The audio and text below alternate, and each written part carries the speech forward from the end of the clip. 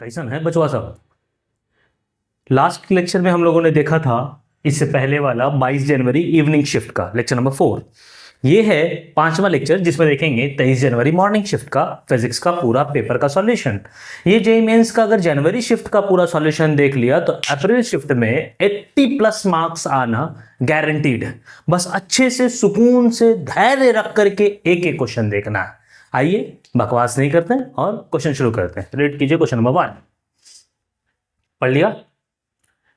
इस सेशन का सवाल है सिंपल पेंडुलम है। सिंपल पेंडुलम है तो पहले क्या पता होना चाहिए? पहले ये पता होना चाहिए कि उसका टाइम पीरियड होता है 2π√L/g। ऐसा क्यों लिख दिया? ऐसा इसलिए लिख दिया क्योंकि हमको दिया हुआ है लेंथ और बोल रहा है 20 ऑसिलेशंस 1 सेकेंड में, 10 सेकेंड, 20 ऑसिलेशंस 10 सेकेंड में। तो एक ऑसिलेशन कितना देर में करेगा? एक ऑसिलेशन जो करेगा वो करेगा 10/20 सेकेंड में। जीरो छूट गया, 20 जीरो ने जीरो को मार दिया, ये 1/2 सेकेंड। मतलब ये जो मेरा सिंपल पेंडुलम है इसका टाइम पीरियड कितना है? 1/2 सेकेंड। अब बोल रहा है कि वैसा पेंडुलम जो 40 ऑसिलेशन करे 10 सेकेंड में उसका लेंथ कितना होगा। कौन सा पेंडुलम? वही सिंपल पेंडुलम। कौन सा पेंडुलम? Simple pendulum. तो बड़ा सिंपल है, इसका टाइम पीरियड आ गया 1/2। तो आप लिख सकते हैं 1/2 = 2π√L/g। एल को फिलहाल हम सेंटीमीटर में ही रख रहे हैं, वैसे हमको रखना चाहिए इसको मीटर में, लेकिन हम कन्वर्ट कर ले रहे हैं जी को भी सेंटीमीटर में, और हम एज्यूम कर रहे हैं कि हमने जी को डाला सेंटीमीटर में। तो यहां से हमको क्या मिलेगा? 2π/√g = 1/2√30। कैसे आ गया? एल का वैल्यू पुट कर दिया 30, तो यहां से 2π/√g की वैल्यू आ गई 1/2√30। अगर इसकी बात की जाए जिसका लेंथ पूछ रहा है, जहां 40 ऑसिलेशन सेम टाइम ड्यूरेशन में है, मतलब 40 ऑसिलेशन 10 सेकंड में है, तो इसका टाइम पीरियड होना चाहिए, इसको T1 लिख देते हैं, इसको T2 लिख देते हैं, इसका टाइम पीरियड होना चाहिए 10/40। ये कैसे करना है? एक ऑसिलेशन में जितना टाइम लगता है यहां से, वो कहलाता है टाइम पीरियड। वो क्या कहलाता है? Time period. इसका टाइम पीरियड है 1/4 सेकेंड, दैट इज 2π√L/g। यहां L को हमने चेंज नहीं किया है सेंटीमीटर से मीटर में, क्योंकि जो वैल्यू पूछ रहा है वो सेंटीमीटर में पूछ रहा है। तो 1/4 = 2π/√g multiplied by √L। 2π/√g value है 1/2√30। तो हम लिखेंगे 1/4 = 1/2√30 into √L। 2 2s are 4, √L is equal to √30 divided by 2. This implies L is equal to 30/4, which is 15/2, which is 7.5 centimetre. बिना किसी कैलकुलेशन एरर के मेरी वैल्यू जो आ रही है वो आ रही है 7.5 सेंटीमीटर, जो कि ऑप्शन नंबर 2 है। आराम से एक बार फिर से देख लेंगे। 7.5 हड़बड़ा करके 0.75 मत मार देना। अब तुम्हारी मर्जी, तुम चाहते हो +4 के -5, क्योंकि ऑप्शन 1 है 0.75 भी। हड़बड़ाने का नहीं, आंसर क्या है? 2 7.5 सेंटीमीटर। अगला देखेंगे। चलिए देखेंगे question number 2। Question number 2 mixed question है, thermodynamics, kinetic theory of gases और डी ब्रॉगली का मॉडर्न फिजिक्स का। ठीक है, आइए सबसे पहले हम देखेंगे कि जो टेम्परेचर दिया हुआ है 27 डिग्री सेल्सियस ना, इसको कन्वर्ट कर लेंगे केल्विन में। हाँ, कितना हो जाएगा? 273 + 27, ये हो जाएगा 300 केल्विन। इसलिए ऐसा किया क्योंकि जो बोल्ट्जमैन कांस्टेंट दिया हुआ है वो पर केल्विन में दिया हुआ है, और हमेशा हम लोग क्या करते हैं कि टेम्परेचर को केल्विन में लेकर के चलते हैं। बनस्बत ये कि आपको क्वेश्चन में सेल्सियस में ना, ऑप्शंस में सेल्सियस में, या फिर जो यूनिट्स दी हुई है वो सेल्सियस में ना दी हुई। क्वेश्चन क्या कह रहा है कि डी ब्रॉगली वेवलेंथ दिया हुआ है x × 10⁻12, किसका? ऑक्सीजन का। वही x निकालना है हमको, कितने टेम्परेचर पर? 27 डिग्री सेल्सियस, मतलब 300 केल्विन पर। बाकी सारा डेटा दिया हुआ है, प्लैंक्स कांस्टेंट, बोल्ट्जमैन कांस्टेंट और मास ऑफ ऑक्सीजन दिया हुआ है। तो डी ब्रॉगली वेवलेंथ का फॉर्मूला क्या होता है? लैम्डा h/mv, h/mv, जहां v क्या है? स्पीड। अगर v की बात करें तो Vrms वो क्या होगा? √3kT/m, जहां के बोल्ट्जमैन कांस्टेंट है। वैल्यूज अगर पुट करें यहां से उठा करके Vrms की यहां, तो लेम्डा की वैल्यू आ जाएगी h/m 3kT/m, root M cancel out हो जाएगा, लेमडा की वैल्यू हो जाएगी h/√3m/kT। बस अब इसको सॉल्व करना है। लेमडा की वैल्यू कितनी दी हुई है, x × 10⁻12, उसको हम साइड रखते हैं, h की वैल्यू पुट करते हैं। h की वैल्यू कितनी है, h की वैल्यू है हमारी 6.63 × 10⁻34 डिवाइडेड बाई √3m कितना है, mass of oxygen 5.31 × 10⁻26 multiplied by 3m के 1.38 × 10⁻23 मल्टीप्लाइड बाई के इंटू टी। टी कितना, 300। हाँ तो 300 हो गया, ठीक है। अब क्या देखेंगे कि ये 3 और 3 ये दोनों कॉमन है, तो इसको हम बाहर निकाल लेंगे। ये कितना हो जाएगा, 6.63 डिवाइडेड बाई 3, ये 3 बाहर निकल जाएगा रूट में से। और अगर 26 और 23 को देखें तो ये 26 और 23 49 और 1 कितना हो गया, 48। जब ऊपर जाएगा तो 10⁻24 हो जाएगा, 10⁻24 हो जाएगा। तो इन दोनों को भी हम हटा दे रहे हैं। और नीचे क्या बच रहा है, 10⁻24 और -34, ये हो जाएगा into 10⁻−10 divided by under root of 5.31 into 1.38 into 10। अब देखिए यहां से मल्टीप्लाई कीजिएगा तो 3 2 6, 3 2 6, 3 1 3, 3 1 3, तो ये हो गया 221 इंटू 10⁻−12। हमने इसको हटा करके यहाँ -12 कर दिया, divided by under root of, अब इसको मल्टीप्लाई करते हैं। इसको मल्टीप्लाई करने के लिए आराम से मल्टीप्लाई करेंगे, कोई टेंशन नहीं है। 531 को 138 से मल्टीप्लाई करेंगे, 8 1 8, 8 3 24, 2 8 5 40, 2 42, 3 1 कम 3, 3 3 9, 1 और 3 3 9 और 3 5 15, 1 कम 1, 1 3 3, 1 5 5, 8 7 9 2 11 12 के 2, हाथ मेरा 1 1 5 4 9 10 11 12 1 13 के 3, हाथ मेरा 1 5 1 6 1 7। अब पॉइंट कितने के बाद था, 1 2 3 4, तो 1 2 3 4, 7.32 इंटू 10 है तो 73.2 नहीं 3 कर लेता है, ठीक है। अब देखिए ये तो 10⁻12 है, हमको वैल्यू क्या निकालनी है, इसकी निकालनी है। आराम से करेंगे, इतना दूर तक लेकर के आए हैं, अब छोड़ थोड़े देंगे। देखिए 9 9 81, 9 9 81 और 8 8 64 और ये 73 है, मतलब 8.5 के करीब होना चाहिए। अगर चाहिए तो आप मल्टीप्लाई करके भी देख सकते हैं 8.5 को 8.5 से, 5 5 25 के 5, हाथ मेरा 2 और 8 5 40 2 42, 8 5 40 के 0, हाथ मेरा 4, 8 8 64 4 68, तो ये 5 2 8 4 12 के 2 1 और 6 1 7, लगभग वही आ रहा है, 72.25 आ रहा है। तो हम मान सकते हैं कि ये कितने के बराबर है, 8.5 के बराबर है। तो 221 को 81 को हमको डिवाइड देना है 8.5 से, मतलब 85 और 221 इंटू 10 कर देंगे, तो ये क्या हो जाएगा 221 डिवाइडेड बाई 85 इंटू 10। तो 85 से डिवाइड देंगे तो कितना हो जाएगा, 2 बार में 5 9 10 के 0, हाथ मेरा 1, 8 2 16 1 17, तो 1 0 1 0, तो 1 12 7 7 3 5 कटकुट, 4 बार में जाएगा कि 6 बार में जाएगा, 6 बार में जाएगा। 6 25 के 0, मतलब पॉइंट देके 0 देंगे ना, तो 6 35 के 0, हाथ मेरा 3, 8 6 48 48 49 50 51, अरे वाह, कट 2.6, तो ये कितना हो गया 2.6 इंटू 10 विच इज अप्रोक्सीमेटली, क्योंकि हमने 73.3 को या 72.25 है, अप्रोक्सीमेटली कितना हो जाएगा 26 इंटू 10⁻−12। हमको पता है कैलकुलेशन बहुत गंदा था, बहुत अप्रोक्सीमेशन लेना पड़ा, और ऑप्शंस भी जो है वो 24 26 दोनों दे रखा है। थोड़ा सा इसमें नहीं, ऐसा नहीं करना चाहिए, बट ठीक है, जेई ने दिया है तो कुछ ना कुछ सोच के ही दिया होगा, ठीक। तो 26 अपना आंसर हो जाएगा, जो कि ऑप्शन नंबर कितना है, ऑप्शन नंबर 4 है।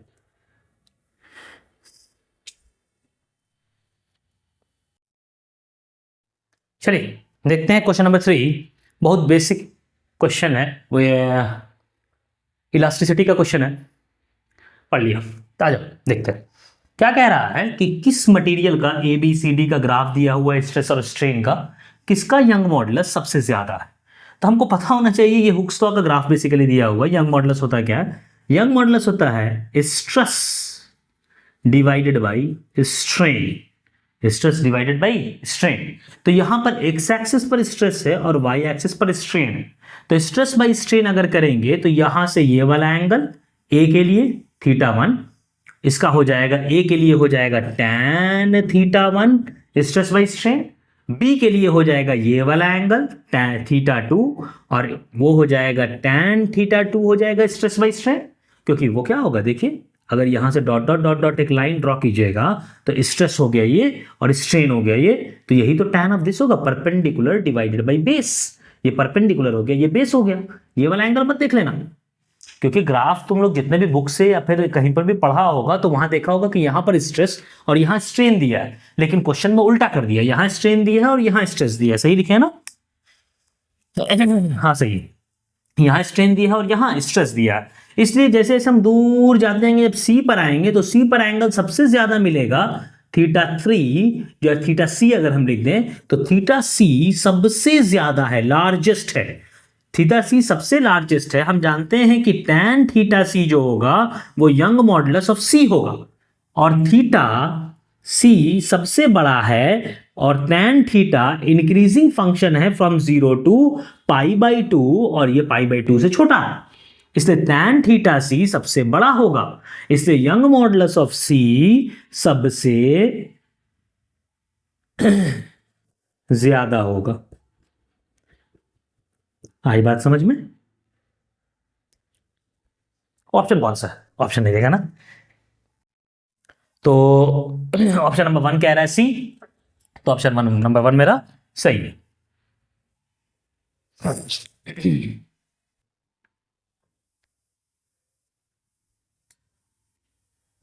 चलो, जेनर डायोड का सेमीकंडक्टर का सवाल है, पढ़ लो पढ़ लो पढ़ लो पढ़ लो पढ़ लो, आ जाओ। तब क्या बोल रहा है कि भाई जेनर डायोड का वोल्टेज दे रखा है 5 वोल्ट, मतलब इसके अक्रॉस जो वोल्टेज रहेगा मैक्सिमम वो कितना रहेगा, 5 वोल्ट रहेगा। और इनपुट वोल्टेज दे रखा है 25 वोल्ट, इनपुट कितना है, मैक्स जो है वो 25 वोल्ट है। तो इसके अक्रॉस आरएस के अक्रॉस जो पोटेंशियल रहेगा वो पीडी कितना होगा, पीडी अपना होगा 25 - 5 20 वोल्ट। कितना होगा, 20 वोल्ट। बढ़िया, समझ में आ रहा है ना? इसके अक्रॉस टोटल 25, इसके अक्रॉस 5, 25 में से 5 चला गया तो कितना बचा, 20। लोड रेजिस्टेंस के अक्रॉस जो करंट जा रहा है, यहां जो करंट जा रहा है वो 5 मिली एम्पेयर जा रहा है, इधर आता होगा 5 मिली एम्पेयर जो इसके अक्रॉस जा रहा है। बोल रहा है Zener can withstand 4 into load current, तो जेनर के थ्रू कितना करंट जा सकता है, आई जेनर की बात की जाए तो 4 इंटू 5 मिली एम्पेयर मतलब 20 मिली एम्पेयर करंट जाएगा इसके अक्रॉस, 20 मिली एम्पेयर। तो इधर जो करंट आता होगा वो करंट कितना आता होगा, करंट आता होगा आरएस के अक्रॉस, वो आता होगा 20 इधर गया और 5 इधर गया, जंक्शन लो, जितना आएगा उतना ही जाएगा। तो कितना हो गया आपका 5 + 20 25 मिली एम्पेयर। इसको लिख सकते हैं 25 इंटू 10⁻³ एम्पेयर। पोटेंशियल डिफरेंस पता है हमको, करंट पता है, क्या निकालना है, रेजिस्टेंस V = IR, तो R = V कितना है उसके अक्रॉस 20, I कितना है 25 इंटू 10⁻³ -3 ऊपर चला जाएगा, ये 5 चौका 20, 5 पचा 25, तो 4/5 इंटू 1 1 2 3, 5 दूनी 10 0 0 4 दूनी 8 800 ओम। ऑप्शन चेक कर लेते हैं, ऑप्शन कोई नहीं है, एक है 4000, एक है 1000, एक है 100 और एक है 10। तो अब इसमें टाइम वेस्ट नहीं करना, नहीं आया कोई बात नहीं, मेरा सेमीकंडक्टर बहुत अच्छा है, मेरे से ये बनना ही चाहिए। अरे भाई नीट जेई खुद गलत कर दी है, तो इसलिए ज्यादा टाइम नहीं वेस्ट करो, हो गया गलती हो गया, मतलब ऑप्शन कोई मैच नहीं करा, आगे बढ़ा जाए, अगला क्वेश्चन देखा जाएगा। तो ये क्या हो गया, नो ऑप्शन करेक्ट, कोई भी ऑप्शन करेक्ट नहीं है, तो ये जेई ने इसको बोनस कर दिया है। ऐसा होना नहीं चाहिए था लेकिन हो गया। चलो देखते हैं क्वेश्चन नंबर 5।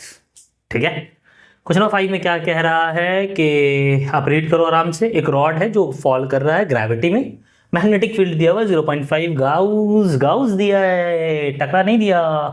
तो निकालना पड़ेगा, कन्वर्जन देखना पड़ेगा। परपेंडिकुलर टू लेंथ है, मैग्नेटिक फील्ड लेंथ के परपेंडिकुलर है। जब 200 मीटर रॉड गिर जाती है नीचे तो उस समय ईएमएफ कितना होगा, मिली वोल्ट में दे रखा है, आराम से निकालेंगे।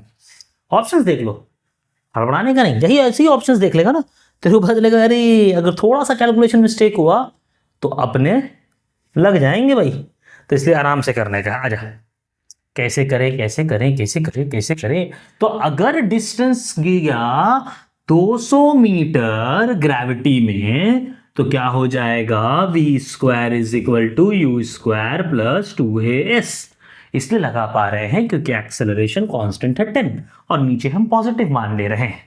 तो रिलीज्ड है तो u क्या हो गया लड्डू, और v स्क्वायर हो गया 2 गुना 10 गुना 200, 202 तो v का मान हो गया 20√10 मीटर पर सेकंड। हड़बड़ाने का नहीं, आराम से दम।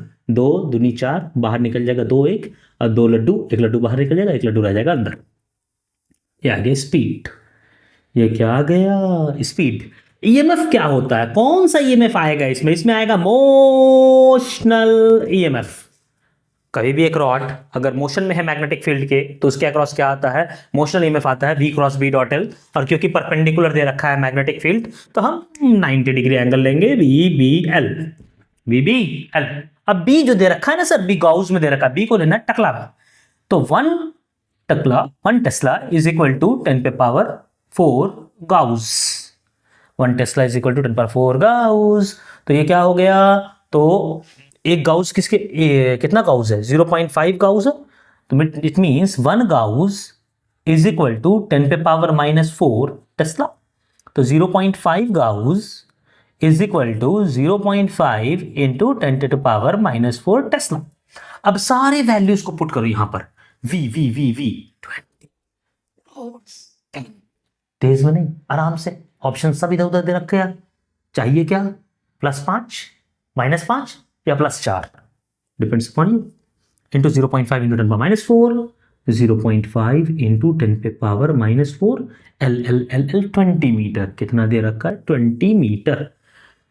पॉइंट हटाया बाई 10, 10 ने 10 को मारा और यहां 20√10 गुना 5 गुना 10 गुना 10⁻⁻4, मतलब 20√10 इंटू 10⁻⁻3 वोल्ट। किसमें मांग रहा है, मिली वोल्ट। तो ये क्या होता है, मिली वोल्ट, 10⁻³ मिली। तो ये हो गया 20√10 मिली वोल्ट। मुश्किल से 4-5 सेकंड 7 सेकंड 10 सेकंड एक्स्ट्रा लगा, लेकिन आंसर हमारा सही आ गया, 20√10 millivolt. And the option number 1 is correct. हड़बड़ाना नहीं मारने में भी देख लो, 20√10 ऑप्शन नंबर 1, क्लिक ऑन 1 होगा।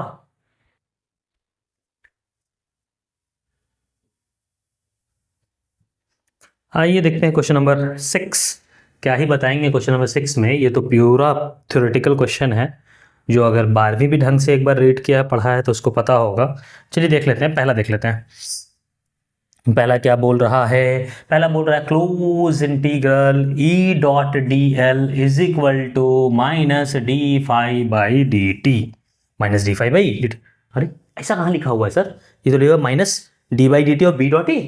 अरे तो b.a ही तो फाई होता है, b.da ये एरिया और ये मैग्नेटिक फील्ड, यही तो क्या होता है, फाई मैग्नेटिक फ्लक्स, -d∅/dt। बढ़िया, ये कौन सा लॉ है, ये है आपका फैराडेज लॉ। कौन सा law, Faraday's law. Faraday's law मतलब ए का हो गया 2। बहुत बढ़िया। बी देख लेते हैं, ठीक है। बी का है close integral B.dl is equal to μ0I plus ε0 d∅/dt। Ampere's law क्या था, B.dl is equal to μ0I, लेकिन मैक्सवेल साहब आकर के करेक्शन दिए थे जहां डिस्प्लेसमेंट करंट आया था, तो ये क्या हो गया, μ0I plus μ0 ε0 d∅/dt। μ0IC plus μ0ID, ID था ये डिस्प्लेसमेंट करंट और ये था IC कंडक्शन करंट। तो ये कौन है, एम्पेयर्स मैक्सवेल करेक्शन है। मतलब बी का क्या हो गया 3, बी का क्या हो गया 3। सी की बात की जाए तो E.dA, एरिया है, E.dA ये बेसिकली इलेक्ट्रिक फ्लक्स है। Electric flux Q enclosed by epsilon naught, Q enclosed by epsilon naught. Q enclosed कहाँ है? अरे integration of rho dv Q enclosed ही है ना, चार्ज डेंसिटी इनटू वॉल्यूम। ये कौन सा लॉ है? Gauss law. कौन सा लॉ है? Gauss law. तो सी का हो गया 4। ऑप्शन नहीं मैच कर रहे हैं, हम सिर्फ आपको दिखला रहे हैं कि होगा क्या बाई इप्सिलॉन नॉट। लास्ट क्या है? Close integral B dot d l is equal to mu naught I. अरे यही तो दिया था एम्पियर ने, क्या इसने दिया था? एम्पियर ने। तभी तो फिर वो गलती हो गई थी किसमें? कैपेसिटर प्लेट के बीच में अपने को करंट मिल गया था। करंट कैसे मिल गया था? जब कैपेसिटर प्लेट के बीच में, मतलब स्टार्टिंग में जब कैपेसिटर अभी चार्ज नहीं हुआ था, स्टेडी स्टेट नहीं आया था, तो बीच में हमने जब मैग्नेटिक कंपास रखा तो देखा डिफ्लेक्शन आया। डिफ्लेक्शन आया मतलब वहां पर पहले ही करंट मौजूद है, तो इसलिए कौन बोला था? ये मैक्सवेल कहा था। तो इसलिए ये पूरा हो गया एम्पियर्स मैक्सवेल लॉ, और ये क्या हो जाएगा आपका? Amperes circuital law. मतलब इसका हो जाएगा डी का 1, डी का 1। कौन सा ऑप्शन मैच कर रहा है? Option number 2। ये तो बेसिक था, जो 12वीं पढ़ा है उसको पता होगा।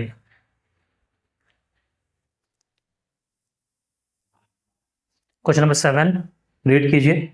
रोटेशन का एंगुलर मोमेंटम और मोमेंट ऑफ इनर्शिया कैलकुलेशन का सिंपल सा सवाल है।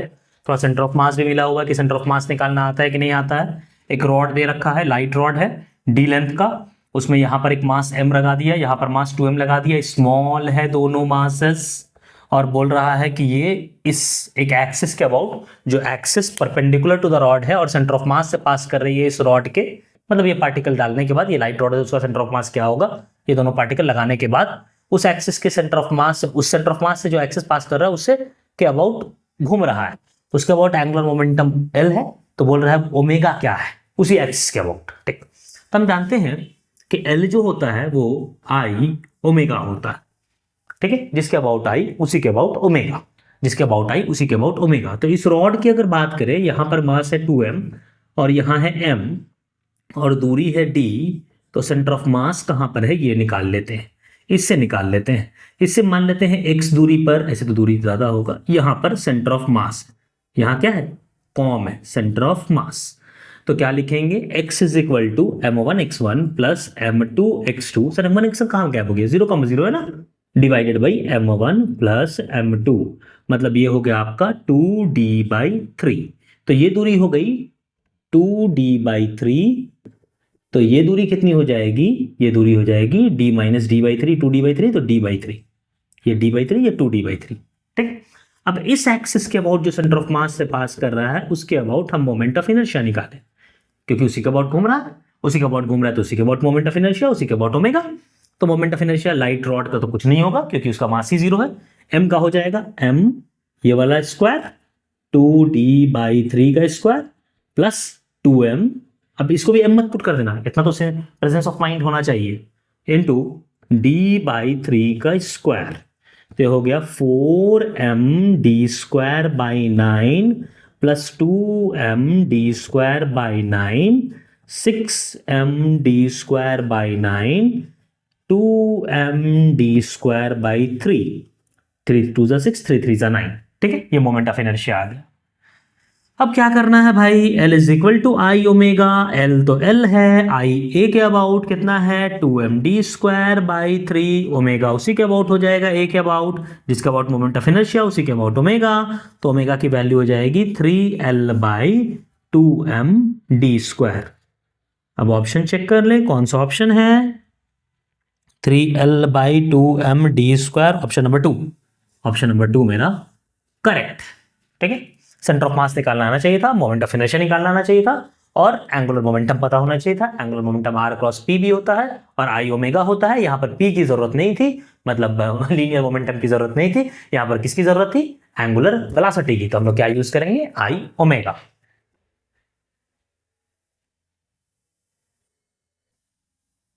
हाँ, जब क्वेश्चन नंबर 8, क्वेश्चन नंबर 8 जो पूछ रहा है वो पूछ रहा है आपसे, पहले रीड कर लो ये सवाल काइनेमेटिक्स का, और थोड़ा सा काइनेटिक एनर्जी हाफ mv² पता होना चाहिए, बस उसी का सवाल। आइए देखते हैं, रीड कर लिया, पॉज करके रीड कर लेना। पहले ये पता होना चाहिए कि अगर एयर रेजिस्टेंस नहीं है तो जितने स्पीड से फेंका गया है, मान लीजिए कि v से फेंका गया, तो उसी स्पीड से आकर के स्ट्राइक करेगा, स्पीड वही रहेगी, वेलोसिटी अलग हो जाएगी, क्योंकि डायरेक्शन इधर है, एक बार डायरेक्शन इधर है, लेकिन स्पीड क्या रहेगी, वेलोसिटी तो डायरेक्शन के साथ मिला करके बनता है ना। अगर वेलोसिटी सेम कहेंगे तो मैग्नीट्यूड और डायरेक्शन दोनों सेम होना चाहिए। यहाँ क्या है कि मैग्नीट्यूड की बात हो रही है जब स्पीड कह रहे हैं तो मतलब अगर मास m पकड़ लें और मास m पकड़ लें और काइनेटिक एनर्जी का फॉर्मूला पूछें तो बच्चा सब भी कहेगा कि काइनेटिक एनर्जी का फॉर्मूला हाफ mv², क्योंकि v सेम है तो बोल सकते हैं kinetic energy at a is equal to kinetic energy at c। Kinetic energy at a is equal to kinetic energy at c। और गिवन है kinetic energy projected with kinetic energy, मतलब kinetic energy a पर given है कितना है k, और पूछ रहा है हमसे काइनेटिक एनर्जी c पर माइनस काइनेटिक एनर्जी b पर divided by kinetic energy a पर। क्योंकि काइनेटिक एनर्जी c पर k है minus kinetic energy b divided by kinetic energy a पर k है, तो मतलब 1 minus kinetic energy eight b divided by kinetic energy at a, यही निकालना है हमको। क्या होगा, ये कट जाएगा ना। तो काइनेटिक एनर्जी k की बात की जाए तो सर k जो है वो हाफ mv² है।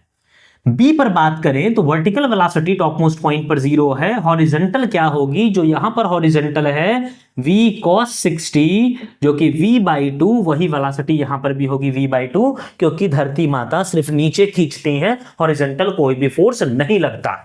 इसलिए जो काइनेटिक एनर्जी होगी b पर, वो काइनेटिक एनर्जी b पर होगी हाफ m इसका square v²/4।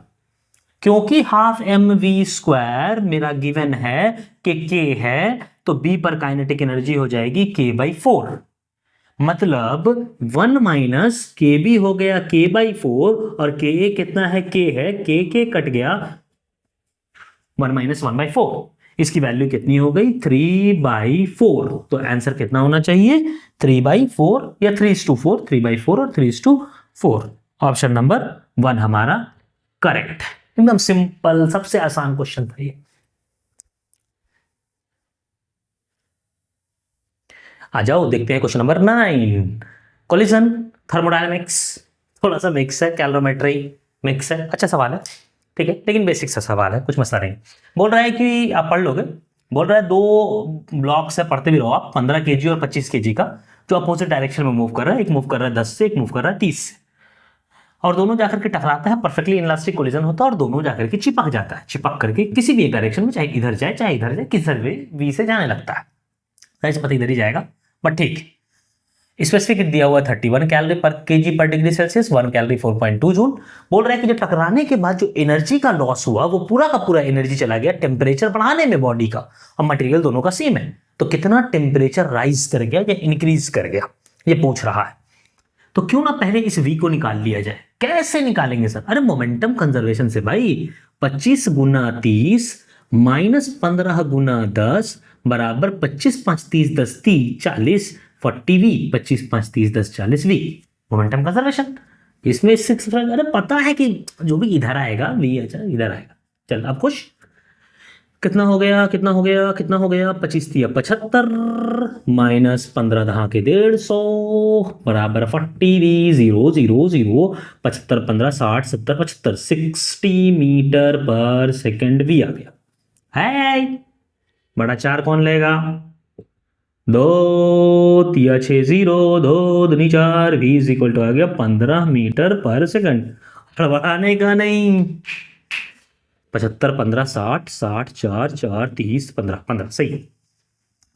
Kinetic energy initially find कर लेते हैं, वो है हाफ mv² प्लस हाफ तू बढ़ mv², 900 कटेगा कटेगा कटेगा कोई बात नहीं, लेकिन हम लिख सकते हैं 1300 नहीं 1500 प्लस 25 नमा 25 दहा के 250, 25 नवा 225 20 बटा 2, गलती नहीं की, 25 नमा 225 20 20 1 2 1 2 और ये 15 5 5 10 के 0, हाथ मेरा 1 2 3 1 4 और 2 डिवाइडेड बाई 2, 12 1 2 3 जूल, 12,000 जूल।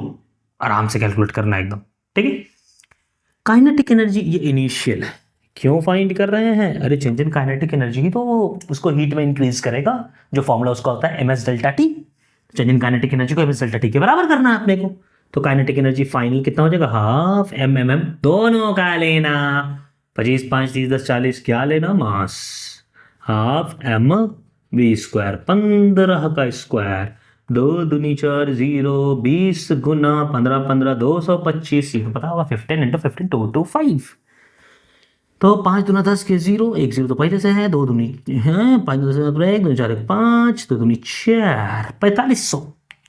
बहुत बढ़िया। तो सर ये चेंज इन एनर्जी कितना हो गया, चेंज इन एनर्जी जो हो गया वो हो गया 12,000, इसमें से घटा दो 4500, मेरे ख्याल से 7500 आना चाहिए, 0 0 5 11 में से 4 गया 7, 7500, 7500 is change in kinetic energy and it will be converted to m कितना s, m है 40, s 31 नहीं, 31 नहीं, कैलोरी में है, ये जूल में आया है, तो जूल में कन्वर्ट करो, मल्टीप्लाइड बाई 4.2, तो जूल पर केजी पर डिग्री सेल्सियस। चेंज टेम्परेचर जो आएगा वो डिग्री सेल्सियस में आएगा। आंसर किस में दिया, डिग्री सेल्सियस से पूछ रहा है, ठीक है। M M M M M M M S S S S S delta T, बहुत बढ़िया, बहुत बढ़िया। 0 0 चला गया, और कुछ कटेगा, ये कट सकता है, 2 दूनी 4, और ये कटेगा 2 तिया 6, 2 सत्ती 14, 2 तिया 6, 2 सत्ती 14, 2 25 10, 375, 375 इज इक्वल टू 2 1 कम 2 2 तिया 6 इंटू 4.2 डेल्टा टी। 62 को 42 से मल्टीप्लाई कर दो, 2 दूनी 4, 6 दूना 12, 4 दूनी 8, 6 चौका 24, 4 8 2 10 के 0, हाथ में रहा 1, 4 1 5 1 6 और 2, 2604, तो इसको हम लिख सकते हैं 2604, और पॉइंट को हम इधर भेजते रहे तो 3750, और ये है डेल्टा टी। 1 से बड़ा आना चाहिए, सर ऑप्शन 1 से बढ़ाइए, इसको हटाओ, अब डिवाइड करेंगे, कैसे डिवाइड करेंगे, यहाँ लिखेंगे 26 नहीं 3750, और यहाँ लिखेंगे 2604, जो वैल्यू यहाँ आएगा वही होगा डेल्टा टी। 1 एक बार में 2604, तो क्या दिन आ गया, डिवाइड करना पड़ रहा है। 10 में से 4 गया 6, 4 में से 0 गया 4, 6 में से 6 गया 0, 3 में से 2 गया 3 में से 2 गया 1, पॉइंट देकर 0, कितना बार में जाएगा, 5 बार में नहीं जाएगा, 4 बार में जाएगा। 4 चौका 16 के 6, हाथ में रहा 1, 1 का 1, 6 चौका 24 के 4, हाथ में रहा 2, 4 दूनी 8 2 10, अरे खट खट खट, जो है 5 5 क्यों 4 4 10 में से गया 4, फिर 0 नहीं कट रहा, फिर 0, फिर जो भी है 1.4, मतलब मेरे को समझ में आ गया कि वैल्यू होनी चाहिए 1.4, तो ऑप्शन नंबर क्या दिया हुआ 3, ऑप्शन नंबर 3 में है 1.44, ये मेरा हो गया चेंज इन टेम्परेचर। अब आगे बढ़ेंगे, चलिए देखते हैं question number 10। Question number 10 modern physics का सवाल है, रीड कर लीजिए। R Rydberg constant, hydrogen atom दिया हुआ है, उसके स्पेक्ट्रम के एतबार से पूछ रहा है। हाइड्रोजन एटम दे दिया, मतलब Z की वैल्यू हो गई 1, Z की वैल्यू क्या हो गई 1। एक एक करके सारा ऑप्शन चेक करना होगा। पहला ऑप्शन चेक करते हैं। सबसे पहले ये समझ लें कि मैक्सिमम वेवलेंथ कब होगा और मिनिमम वेवलेंथ कब होगा, इसको थोड़ा सा फील कर लेते हैं, उसके बाद आगे बढ़ेंगे, क्योंकि मैक्सिमम मिनिमम की बात चल रही है। तो जब 2 लेवल्स के बीच में जो एनर्जी देखें, यहाँ से यहाँ, अगर हम लिनमैन बाल्मर पार्टीशन कोई भी ले ले, ब्रैकेट रिफंड कोई भी ले ले, अगर 2 कंसेक्यूटिव लेयर होगा तो एनर्जी गैप कम होगा, और 1 से अगर इन्फिनिटी होगा, 1 से हो 2 से हो 3 से हो, जिस लेवल से इन्फिनिटी होगा तो एनर्जी गैप ज्यादा होगा। अगर एनर्जी ज्यादा तो वेवलेंथ कम, और एनर्जी कम तो वेवलेंथ ज्यादा, क्योंकि एनर्जी जो होती है चेंज इन एनर्जी वो hc/λ के बराबर होती है। एनर्जी ज्यादा तो वेवलेंथ कम, नीचे है ना inversely proportional, E is equal to hc/λ। Energy ज्यादा वेवलेंथ कम, एनर्जी कम वेवलेंथ ज्यादा। इतनी बात हमको समझ में आती है, पल्ले पड़ती है अपने को। पहला क्या बोल रहा है, पहला बोल रहा है ऑप्शन नंबर ए चेक कर लेते हैं ट्रू है या फॉल्स है। ए के बारे में कह रहा है maximum wavelength of radiation of lineman series.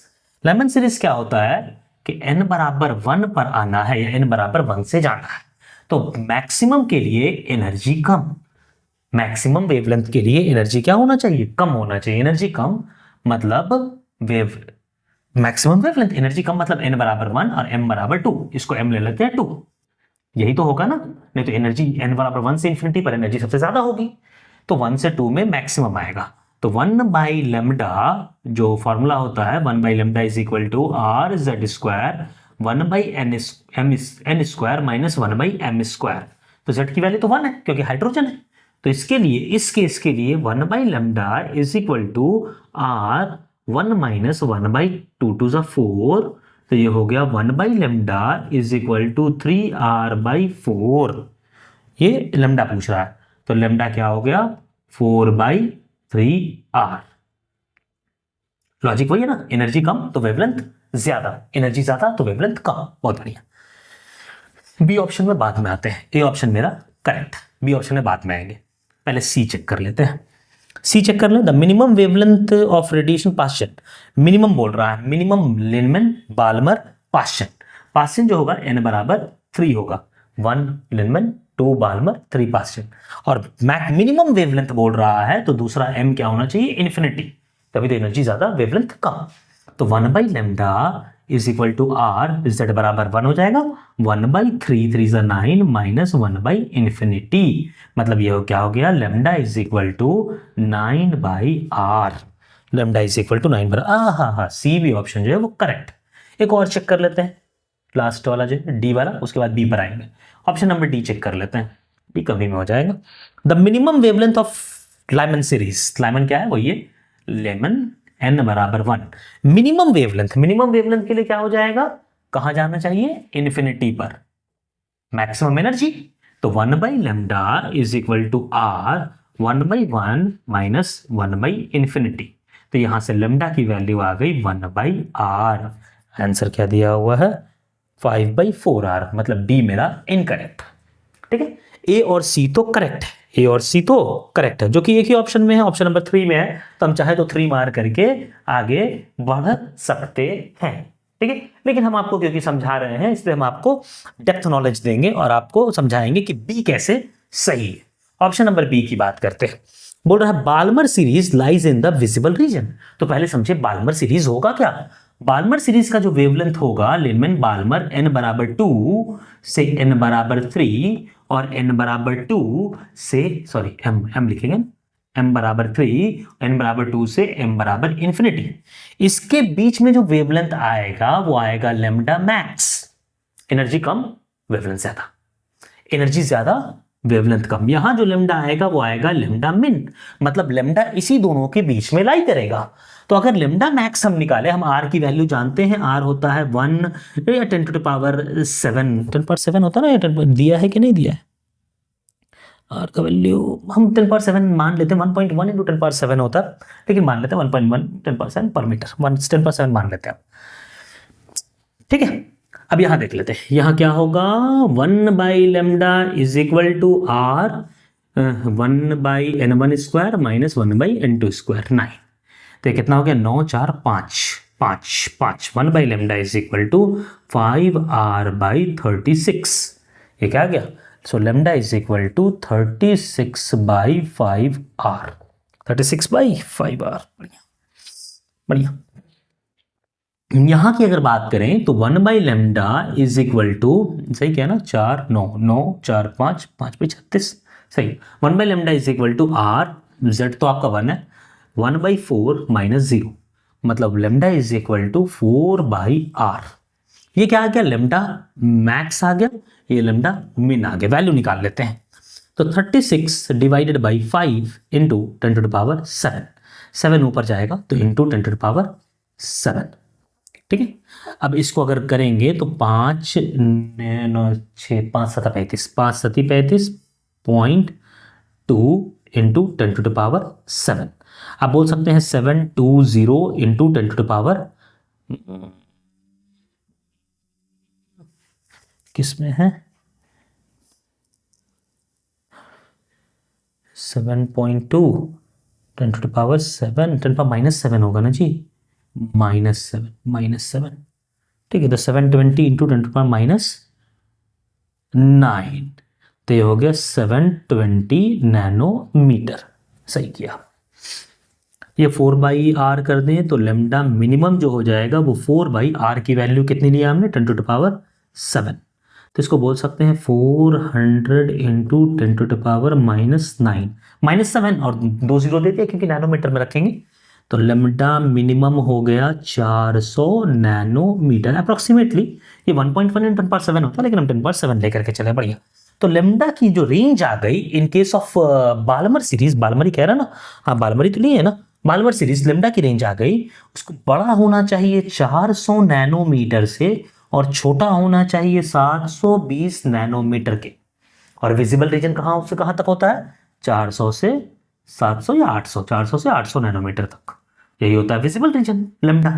तो ये तो लाई कर रहा है इसी के बीच में, इसलिए option number B, the Balmer series lies in the visible region of the spectrum, option number B भी मेरा करेक्ट है। इसलिए ए, बी और सी तीनों करेक्ट है, जो ऑप्शन नंबर 3 में है सिर्फ, उसके अलावा कहीं नहीं है। आप जब ये दोनों ही सॉल्व कर लिए थे ये तीनों ना, तो आपको समझ में आ गया था कि ऑप्शन नंबर 3 करेक्ट है। लेकिन ये हम सिर्फ आपके कॉन्सेप्ट के लिए आपको हमने ये बना करके दिखलाया है कि देखिए लेमडा लाई करेगा विजिबल रीजन में।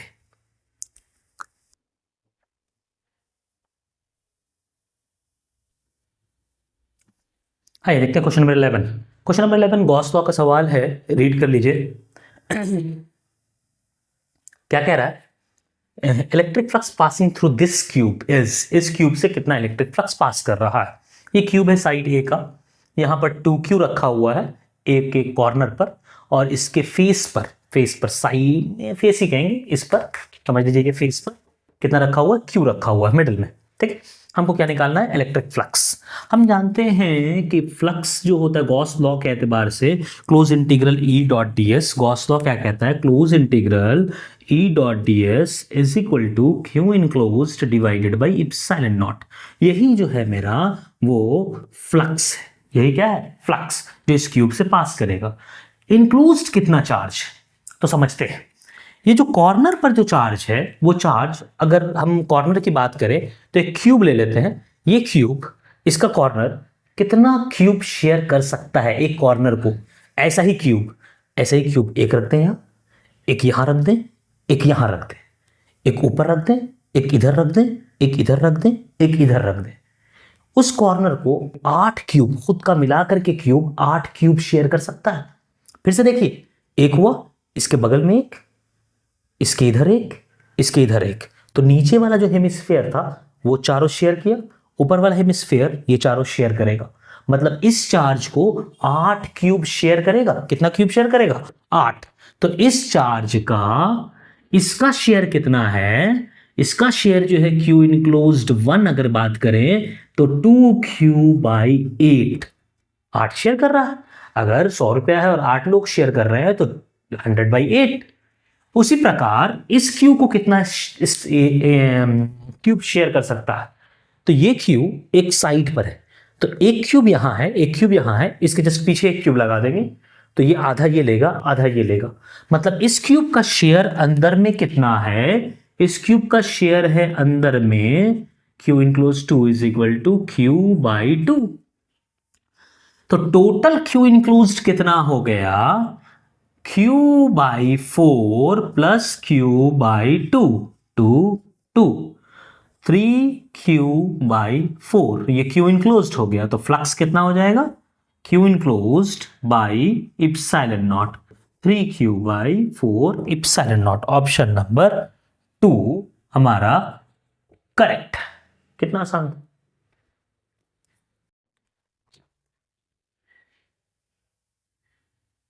चलिए क्वेश्चन नंबर 12 देखते हैं, रीड कीजिए। मोमेंट ऑफ इनर्शिया का सवाल है, मोमेंट ऑफ इनर्शिया कैलकुलेशन है। आइए पढ़ लीजिएगा। 4 यूनिफॉर्म सॉलिड सिलेंडर्स हैं, ऐसे स्क्वायर शेप में बनी हुई। Mass of entire loop is m, सारे का मास m है। मतलब एक सिलेंडर का जो मास अगर हम स्मॉल m मान ले तो एक सिलेंडर का मास जो है वो m/4 है। और ये दिया हुआ है r less than l, r जो है वो l से छोटा है। r सिलेंडर का रेडियस है और l जो है वो लेंथ है सिलेंडर का। अगर हम इसको सिलेंडर को 1 बोले और इसको 2 बोले तो दोनों का मोमेंट ऑफ इनर्शिया सेम है, तो एक का निकाल लेते हैं, उसका डबल कर देंगे। और moment of inertia scalar quantity है, तो हर का निकालते जाएंगे और सिंपल स्केलर ऐड करते जाएंगे। तो अगर 1 के बारे में बात करें, सिर्फ 1 के बारे में बात करें, तो इसका मास मान लेते हैं m और लेंथ तो l है ही, और रेडियस कितना दिया हुआ है r। तो इसके अबाउट, मिडिल पॉइंट के अबाउट जो मोमेंट ऑफ इनर्शिया होगी I1 कह दे रहे हैं, I1 कह दे रहे हैं। I1 जो मोमेंट ऑफ इनर्शिया वो ml²/12 नहीं होगी, वो होता है I rod plus I disc. I rod plus I disc, ये रॉड नहीं है, ये सिलेंडर है। ये फॉर्मूला आप जानते हैं, अगर नहीं जानते तो हम प्रूफ करके आपको दिखला देंगे, ठीक है। हम इसी के अबाउट पहले सॉल्व कर लो, उसका हम प्रूफ करके दिखला देंगे आपको। आई रॉड प्लस आई डिस्क, आई रॉड कितना हो गया, आई रॉड हो गया आपका ml²/12, आई डिस्क कितना हो जाएगा, इसके अबाउट, इसके अबाउट, ये डिस्क है, इसके अबाउट mr²/2, इसके about mr²/4 perpendicular axis theorem से, तो mr²/4। बहुत बढ़िया। जितना I1 उतना ही I2, उतना ही I2। मतलब इन दोनों 1 और 2 का अगर हम बोलें तो लिख सकते हैं कि फॉर 1 and 2 सिस्टम मान करके वो I dash moment of inertia जो हो जाएगा वो 2 टाइम्स I1 हो जाएगा। और I1 कितना है, ml²/12 ml²/6 प्लस mr²/2। कैसे हो गया, 2 टाइम्स मल्टीप्लाई कर दिया, तो ये दोनों खत्म हो जाएगा, मेरा सिर्फ ये दोनों बचेगा। अब m की जगह m/4 पुट कर देते हैं, तो हो जाएगा ml²/6×24 प्लस mr²/m की जगह m/4, 4 दूना 8। ये पहला आ गया मेरा I डैश। हम I डबल डैश निकालेंगे। देखिए, इसको मान ले रहे 3 और इसको मान ले रहे 4, तो जो 3 का मोमेंट ऑफ इनर्शिया होगा वही 4 का भी मोमेंट ऑफ इनर्शिया होगा। 3 का अगर मोमेंट ऑफ इनर्शिया की बात की जाए तो देखिए एक सिलेंडर है और उस सिलेंडर का मोमेंट ऑफ इनर्शिया इस एक्सिस के अबाउट पूछ रहा है, दूरी कितना है सेंटर से l/2, इसलिए हम सेंटर से l/2 कह रहे हैं। यहां से l/2 होगा या यहां से l/2 होगा या यहां से l/2 होगा, तीनों सेम होगा क्योंकि दे रखा है r l। r क्या दे रखा है, l, इसीलिए फर्क नहीं पड़ता। हम क्या मान ले रहे हैं, सेंटर से मान ले रहे हैं l/2। बढ़िया, इसका मास तो m है। इसके about moment of inertia parallel axis theorem लगाएं तो I centre of mass plus md²। तो इसके अबाउट मोमेंट ऑफ इनर्शिया अगर I3 है, 3 लिया ना, 3 is I which is mr²/2, गलती ना हो, डिस्क है ना सारा, ऐसे भी सिलेंडर का इसके अबाउट होता है mr²/2 सॉलिड सिलेंडर का, प्लस md², ml²/4, ये I3 हो गया। ये क्या हो गया, I3। अगर I डबल डैश की बात करें तो वो 2I3 है, यही तो I4 के भी बराबर होगा भाई, इसका भी तो मोमेंट ऑफ इनर्शिया वही होगा, दोनों तो सिमेट्री है ना। तो 2I3 या 2I4 कुछ भी कर ले, मल्टीप्लाई कर दें तो ये हो जाएगा mr² प्लस ml²/2। m की जगह क्या पुट करना है, m/4, तो mr²/4 प्लस ml²/8। ये क्या आ गया, I डबल डैश। ये मोमेंट ऑफ इनर्शिया आ गया मेरा इसका, इन दोनों का, और ये मोमेंट ऑफ इनर्शिया आ गया इन दोनों का, 1 2 का, ये आ गया 3 4 का। तो सिस्टम का क्या हो जाएगा, I net is equal to I dash plus I double dash. I dash है m r के एक साथ रखते हैं, ऑप्शन में क्या रखा है, r के एक साथ रखा है, mr²/8 plus mr²/4 plus ml²/24 plus ml²/8। 4 दूनी 8, 2 1 3, 3mr²/8 प्लस 8 दिया 24, 3 1 4, 4ml²/8 दिया 24, 24, मतलब 4 से 6 का 24। तो अगर इसको हम लिखें तो लिखेंगे 3mr²/8 plus ml²/6। Option match कर ले, कौन सा ऑप्शन है, 3mr²/8 plus ml²/6, option number 1 मेरा करेक्ट। अब हम आपको बोले कि आपको प्रूफ करके दिखलाएंगे I1 is equal to I rod plus I disc. आइए पहले इसको देख लीजिए, आप स्क्रीनशॉट ले लो या फिर पॉज करके समझ लो, मिटा करके हम वो आपको प्रूफ करके दिखलाते हैं। आइए पॉज करके मिटा लेते हैं। आइए उसको 12वीं को जो हमने बोला उसको प्रूफ करके दिखलाते हैं कि कोई भी अगर आप सिलेंडर ले लें, किसी भी एक्सिस का अबाउट ले लें, चलिए हम सेंटर ऑफ मास के अबाउट ले लेते हैं, इसके अबाउट जो मोमेंट ऑफ इनर्शिया होगा वो होगा आई रॉड प्लस आई डिस्क। मतलब मेरा आना क्या चाहिए, मेरा आना चाहिए ml²/12 प्लस mr²/4। प्रूफ कर लेते हैं। प्रूफ करने के लिए क्या करेंगे कि एकदम बेसिक सा प्रूफ है, ये एक्सिस है, इससे x पर जाएंगे और एक dx का छोटा सा एलिमेंट लेंगे, एकदम छोटू सा एलिमेंट dx करेंगे। इस dx एलिमेंट का मास होगा dm, जो मास हो जाएगा m/l dx। m/l dx, dx बनी क्या, ये एलिमेंट बनी क्या, ये एलिमेंट जो बनी उसका नाम था डिस्क। क्या नाम था, डिस्क। जो डिस्क रह गया, ये जो डिस्क बना ना भाई, कैसे दिखलाएं आपको, हम ऐसे दिखलाते हैं, अच्छा ऐसे दिखलाते हैं ना, आप समझ जाओगे, यही ना बना डिस्क, छोटा सा ऐसा वाला डिस्क बना, डिस्क बना। अब इस डिस्क का इसके अबाउट जो मोमेंट ऑफ इनर्शिया होगा, बहुत पतला सा डिस्क है, इसके अबाउट मोमेंट ऑफ इनर्शिया होगा वो हो जाएगा dm(r²/4) mr²/2 mr²/4, सही, mr²/4। dm कितना है, ये है m/l dx।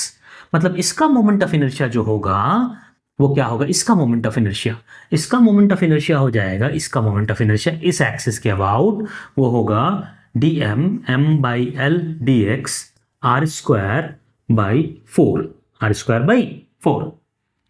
ठीक है, बहुत बढ़िया। अब क्या होता है कि जब हम मोमेंट ऑफ इनर्शिया इसके अबाउट निकालते हैं तो क्या करेंगे, इसके अबाउट मोमेंट ऑफ इनर्शिया निकालने के लिए हमको ये पता है ये किसके अबाउट है, dm का मोमेंट ऑफ इनर्शिया है इस सेंटर ऑफ मास से पास करता हुआ एक्सिस, मतलब ये आईकॉम हो गया। ये क्या हो गया, आईकॉम। तो मोमेंट ऑफ इनर्शिया क्या हो जाएगा, इसके अबाउट अगर पैरेलल एक्सिस थ्योरम लगा दिया जाए तो इसके about moment of inertia I is equal to I com plus I centre of mass plus md²। यहाँ m नहीं है, dmd², dd मल्टीप्लाई मत कर देना, dm इसका छोटा सा मास। तो आईकॉम कितना है, ये है, तो लिख दिया mr²/4l dx प्लस dm कितना है m/l dx into x², x is a perpendicular distance.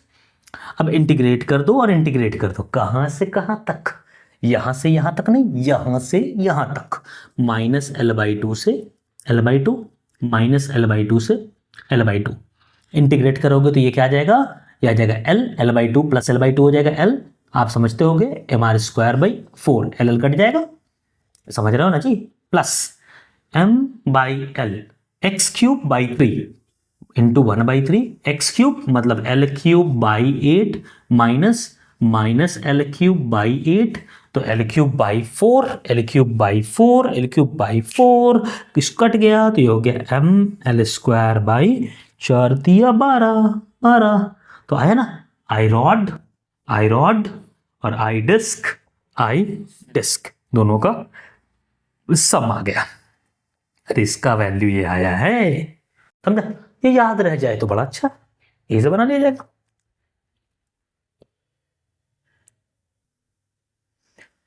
Question number 13 read कीजिए, असर्शन रीजन है, मैग्नेटिक प्रॉपर्टीज ऑफ मैटर का सवाल है, लॉजिकल है, मतलब इसमें हम लिखेंगे भी क्या, लेकिन फिर भी थोड़ा बहुत आपको एक्सप्लेन करेंगे। पहला असर्शन क्या कह रहा है, the individual atoms in a ferromagnetic material possesses a magnetic dipole moment and interact with one another in such a way that they possesses spontaneously in such a way that they spontaneously align themselves forming domains। हाँ भाई, तो जाहिर सी बात है कि जो ये ferromagnetic material रहता है उसके पास अनपेयर्ड इलेक्ट्रॉन्स होता है, ये सब लोग जानते हैं, और फेरोमैग्नेटिक मटेरियल जो है वो बाप है सब मटेरियल का, और उसके पास क्या पॉसेस करता है, डोमेन पॉसेस करता है। ये तो सही कह रहा है भाई कि कोई भी फेरोमैग्नेटिक मटेरियल है तो उसमें डोमेन्स होता है, कि इसमें जो सारे डाइपोल्स है वो एक डायरेक्शन में अलाइन हो गई, इसमें सारे डाइपोल्स जो है वो एक डायरेक्शन में अलाइन होती हैं, और इसमें सारे डाइपोल्स जो है वो एक डायरेक्शन में अलाइन होते हैं, सब किसी का किसी से कोई लेना देना नहीं होता है, सब अपना अपना एक डायरेक्शन में अलाइन होते हैं, डोमेन बना करके रखते हैं। तो असर्शन जो है वो मेरा वो ट्रू है, ये लॉजिकल बेस्ड है, ये ट्रू, अनपेयर्ड इलेक्ट्रॉन होने के कारण ऐसा होता है। दूसरा, at high temperature the domain structure ferromagnetic material disintegrate, the magnetization will disappear at high temperature, enough temperature known as Curie temperature। सब लोग जानते हैं कि अगर टेम्परेचर को बहुत हाई कर देंगे तो क्या हो जाएगा, ये जो डोमेन है वो टूट जाएगा, डिसइंटीग्रेशन होगा, मतलब वाइब्रेशन ज़्यादा हो जाएगी, जब वाइब्रेशन ज़्यादा होगी तो डाइपोल्स क्या हो जाएंगे, टूट जाएंगे, डाइपोल्स टूट जाएंगी तो ये फिर नॉन मैग्नेटिक मटेरियल, मतलब डोमेन्स उसका जो है वो खत्म हो जाएगा, डोमेन क्या हो जाएगा, खत्म हो जाएगा, और उसी टेम्परेचर पर खत्म होता है जिस टेम्परेचर को हम कहते हैं क्यूरी टेम्परेचर। बहुत बढ़िया, मतलब रीजन जो भी है मेरा वो भी असर्शन रीजन है, ठीक है, रीजन भी बोल सकते हैं उसको, ये भी मेरा ट्रू, ये दोनों क्या है, असर्शन भी ट्रू है और रीजन भी ट्रू है, लेकिन इन दोनों का आपस में कोई लेना देना नहीं है, ये अपना अलग स्टेटमेंट है, ये अपना अलग स्टेटमेंट है। तो इसलिए हम बोलेंगे, क्योंकि ये तो एक स्टेटमेंट है कि भाई फेरोमैग्नेटिक मटेरियल डोमेन्स बनाता है, और ये एक स्टेटमेंट है कि अगर आप हाई टेम्परेचर लेकर के जाओगे एबव क्यूरी टेम्परेचर तो डोमेन्स डिसइंटीग्रेट कर जाएंगी। तो दोनों स्टेटमेंट अलग अलग है, लेकिन इन दोनों का कोई भी आपस में दूर दूर तक कोई लेना देना नहीं। बहुत बढ़िया, तो आंसर क्या हो जाएगा, not the correct explanation of A, 4 number. Both A and A are true, but R is not the correct explanation of A.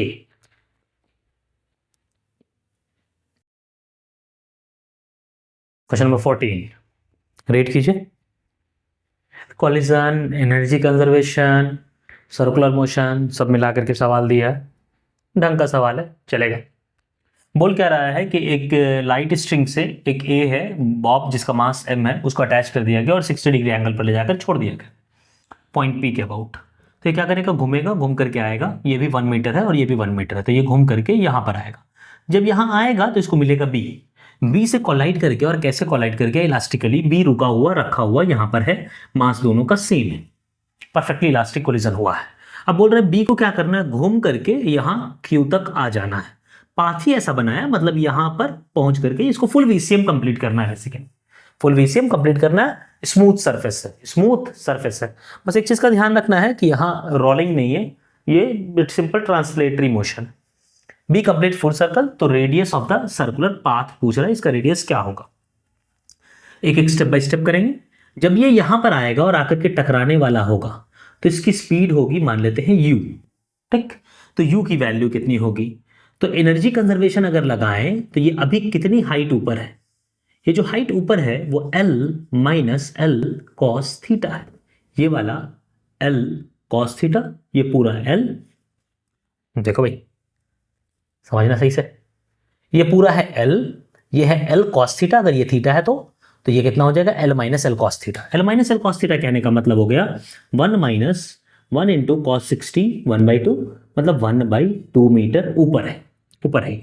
तो एनर्जी अगर कंजर्वेशन लगाएं, उसको रेफरेंस लेवल 0 मानने ग्रेविटेशनल, तो लिखेंगे mgh is equal to half m u square, m ने m को मारा, 2 ने 2 को मारा, u की वैल्यू अंडर रूट g, ये u स्क्वायर की वैल्यू रूट g, ठीक है, u की वैल्यू रूट g, u की वैल्यू रूट g मीटर पर सेकेंड। अब परफेक्टली इलास्टिक कोलिजन में अगर दो सेम मासेस की बॉडी हैं और टकराती हैं तो वेलोसिटी इंटरचेंज हो जाता है, मतलब ए आकर के जब बी से टकराएगा तो ए रुक जाएगा और बी यू से चलने लगेगा, कितने से चलने लगेगा, यू से, विच इज अंडर रूट जी है, ये सब लोग जानते हैं। आया, यहां आया। अब इसको चाहिए फुल वीसीएम कंप्लीट करने के लिए, तो टॉप मोस्ट पॉइंट पर अगर वेलोसिटी 0 हो जाएगी तो ये नीचे गिर जाएगा, इसलिए वेलोसिटी 0 नहीं होनी चाहिए। तो हम टॉप मोस्ट पॉइंट पर वेलोसिटी को v पकड़ लेते हैं और यहां पर वेलोसिटी निकालते हैं। वहां पर वेलोसिटी किसके वजह से होगा, mg जो नीचे फोर्स लग रही है वो उसको सर्कल में लेके जाएगी mv²/r, वरना वो अगर स्पीड 0 हो गई तो वो नीचे गिर जाएगा। ये रॉड वाला केस नहीं है, ये स्ट्रिंग वाला केस है, तो m कट गया, v is equal to under root g r, मतलब पार्टिकल का इनिशियल वेलोसिटी कितना होना चाहिए, रूट जी, और final velocity root g r. सारा सरफेस स्मूथ है, इसलिए एनर्जी कंजर्वेशन यहां से यहां तक लगाया जा सकता है। यहां बोलते हैं इनिशियल एनर्जी और यहां बोलते हैं फाइनल एनर्जी, और लिख देते हैं EI is equal to EF। EI क्या है, सिर्फ काइनेटिक एनर्जी, इसको तो रेफरेंस लेवल 0 ले लिया है, तो काइनेटिक एनर्जी EI कितना है, half m u square which is g, ठीक है। फाइनल कितना है, ऊपर में half m v square which is g r plus m g h r plus r, 2r g g g m m m cut गया, तो 1/2 is equal to r/2 plus 2r, काट देते हैं तो 1 is equal to r plus 4r, this implies 5r is equal to 1, so r is equal to 1/5 metre. Answer किस में दिया है? मीटर में ही पूछ रहा है, तो आंसर क्या हो गया? 1/5 दिया हुआ ऑप्शन नंबर 1। तो ऑप्शन नंबर 1 मेरा क्या हो गया? करेक्ट हो गया। ठीक,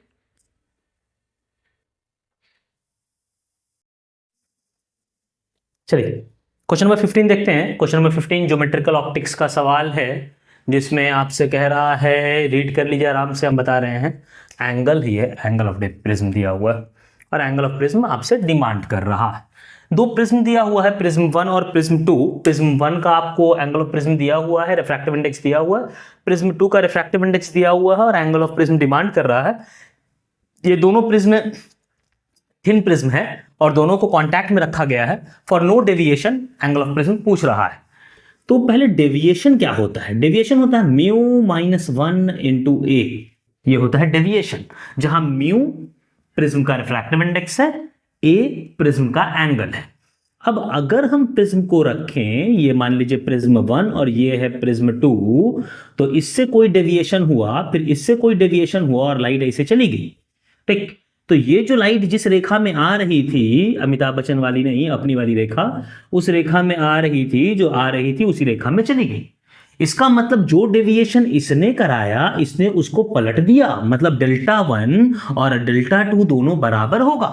डेल्टा 1 और डेल्टा 2 दोनों बराबर होगा। डेल्टा 1 कितना हो जाएगा? Mu 1 minus 1 into A 1 is equal to mu 2 minus 1 into A 2। अब म्यू 2 माइनस 2 मत कर देना। म्यू 1 कितना है? 1.72।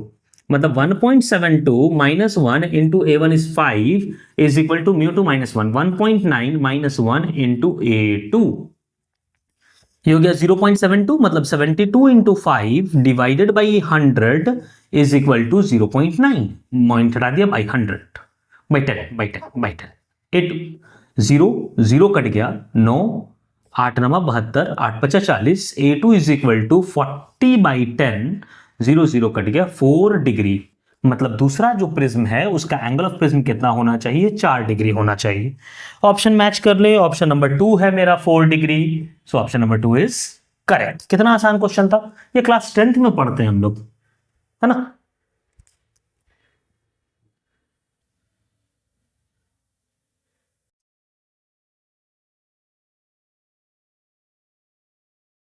चलिए देखते हैं क्वेश्चन नंबर 16। रीड कीजिए क्वेश्चन को। ठीक है, वो एकदम क्लास 10th का वो वाला सवाल है, कुछ करना नहीं, सिर्फ कैलकुलेशन ध्यान रखना है कि गलती ना हो। ए और बी के बीच में बोल रहा है आर इक्विवेलेंट निकालने के लिए। तो सबसे पहले हम ए बना लें और क्या बना लें? बी बना लें। और सब रेजिस्टर देखें कितना रेजिस्टर है। एक ए ओ बी एक रेजिस्टर है ए ओ बी। उसका अगर आर निकालें तो ये रेडियस है आर, मतलब इसका ए ओ बी का लेंथ जो दिया हुआ है, लेंथ 2r है और लेमडा ओम पर मीटर का सारा वायर है। सब सारे का रेजिस्टेंस पर यूनिट लेंथ क्या दिया हुआ है? लेमडा ओम पर मीटर। तो ए ओ बी के बीच में जो रेजिस्टेंस है उसका रेजिस्टेंस हो जाएगा लेमडा इंटू 2r। बात आ रही समझ में? ये r plus r 2r lambda into 2r। अब ए और बी के बीच में इधर वाला जो है, ये वाला खत्म हो गया। ये वाले की बात की जाए ए और बी के बीच में, तो ये एक रेजिस्टर लगा हुआ है जिसकी रेजिस्टेंस है लेमडा इंटू ये वाला लेंथ। पूरा होता है 2 पाई आर, आधा होता है पाई आर, कितना हो जाएगा? Pi are by 2। मतलब lambda into pi are by 2। अब ये भी खत्म हो गया। अब यहां से यहां तक जो गया है, जो ये वाला है, ये भी यहां पर ऐसे करके ए और बी के बीच में है और इसकी जो रेजिस्टेंस है वो कितनी है? लेमडा इंटू ये वाला लेंथ। ये वाला लेंथ कितना हो जाएगा? ये पूरा है 2 पाई आर, आधा pi R plus pi by 2, pi R plus pi are by 2। Pi are by 2 लिखा ना, स्मॉल आर है जी, स्मॉल आर है। ठीक है, तो ये बेसिकली हो जाएगा 3 pi are by 2, 3 pi are by 2। ये तीनों रेजिस्टर पैरेलल में है ए और बी के अक्रॉस।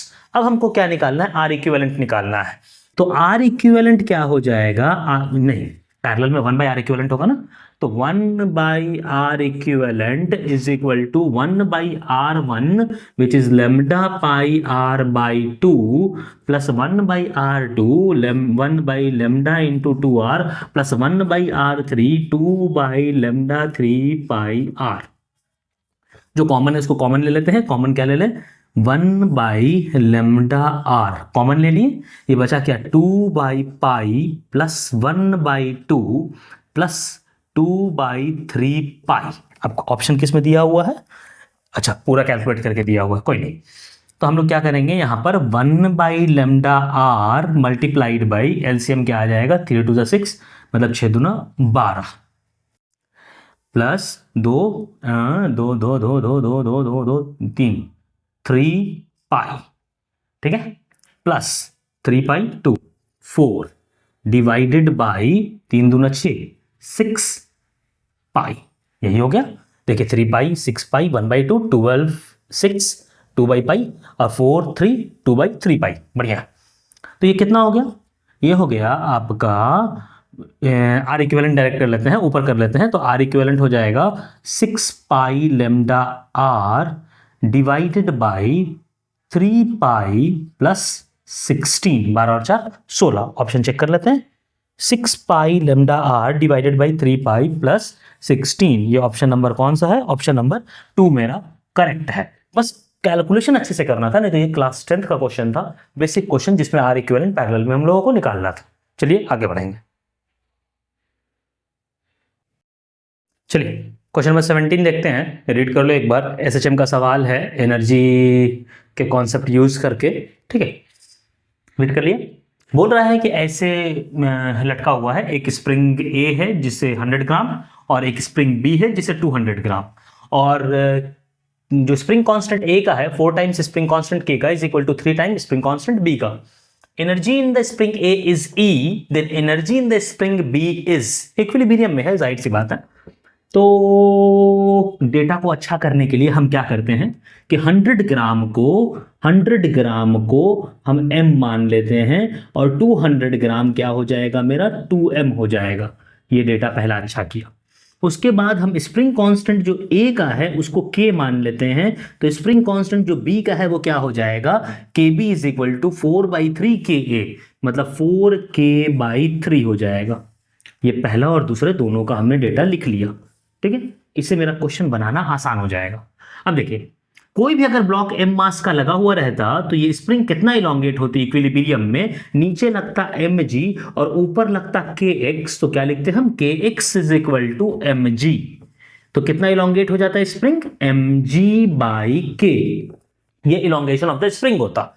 अब स्प्रिंग में एनर्जी जो स्टोर्ड होती, energy that is equal to half kx², irrespective of कि क्या k है, क्या k की वैल्यू है, वो बाद में बात करेंगे, पहले जनरलाइज निकाल रहे हैं।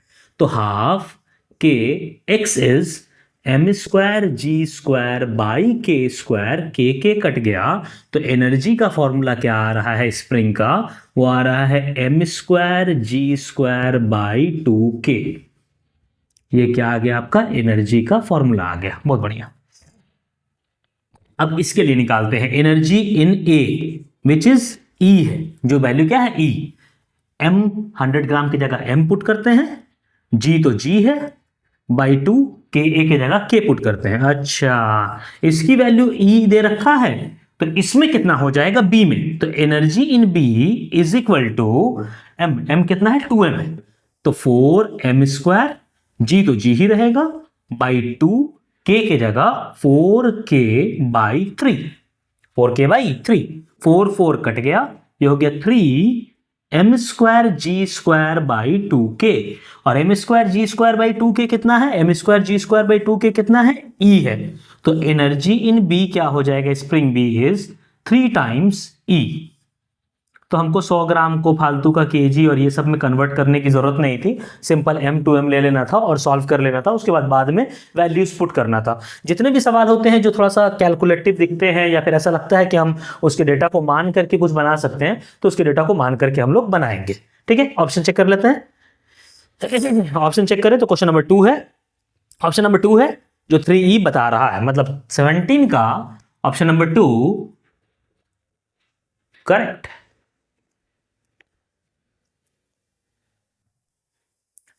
चलो देखते हैं क्वेश्चन नंबर 18, आराम से रीड करो। स्क्रू काउच का सवाल है, एरर का क्वेश्चन है, बड़ा आसान सा क्वेश्चन है, कुछ करना नहीं, रीड कर लिए। बोल रहा है zero of circular scale is 3 division above horizontal pitch line. अगर एबव हॉरिजॉन्टल पिच लाइन है, इसका मतलब है कि नेगेटिव जीरो एरर है। क्या है? नेगेटिव जीरो एरर, मतलब काउंट कम है। काउंट क्या है? कम है।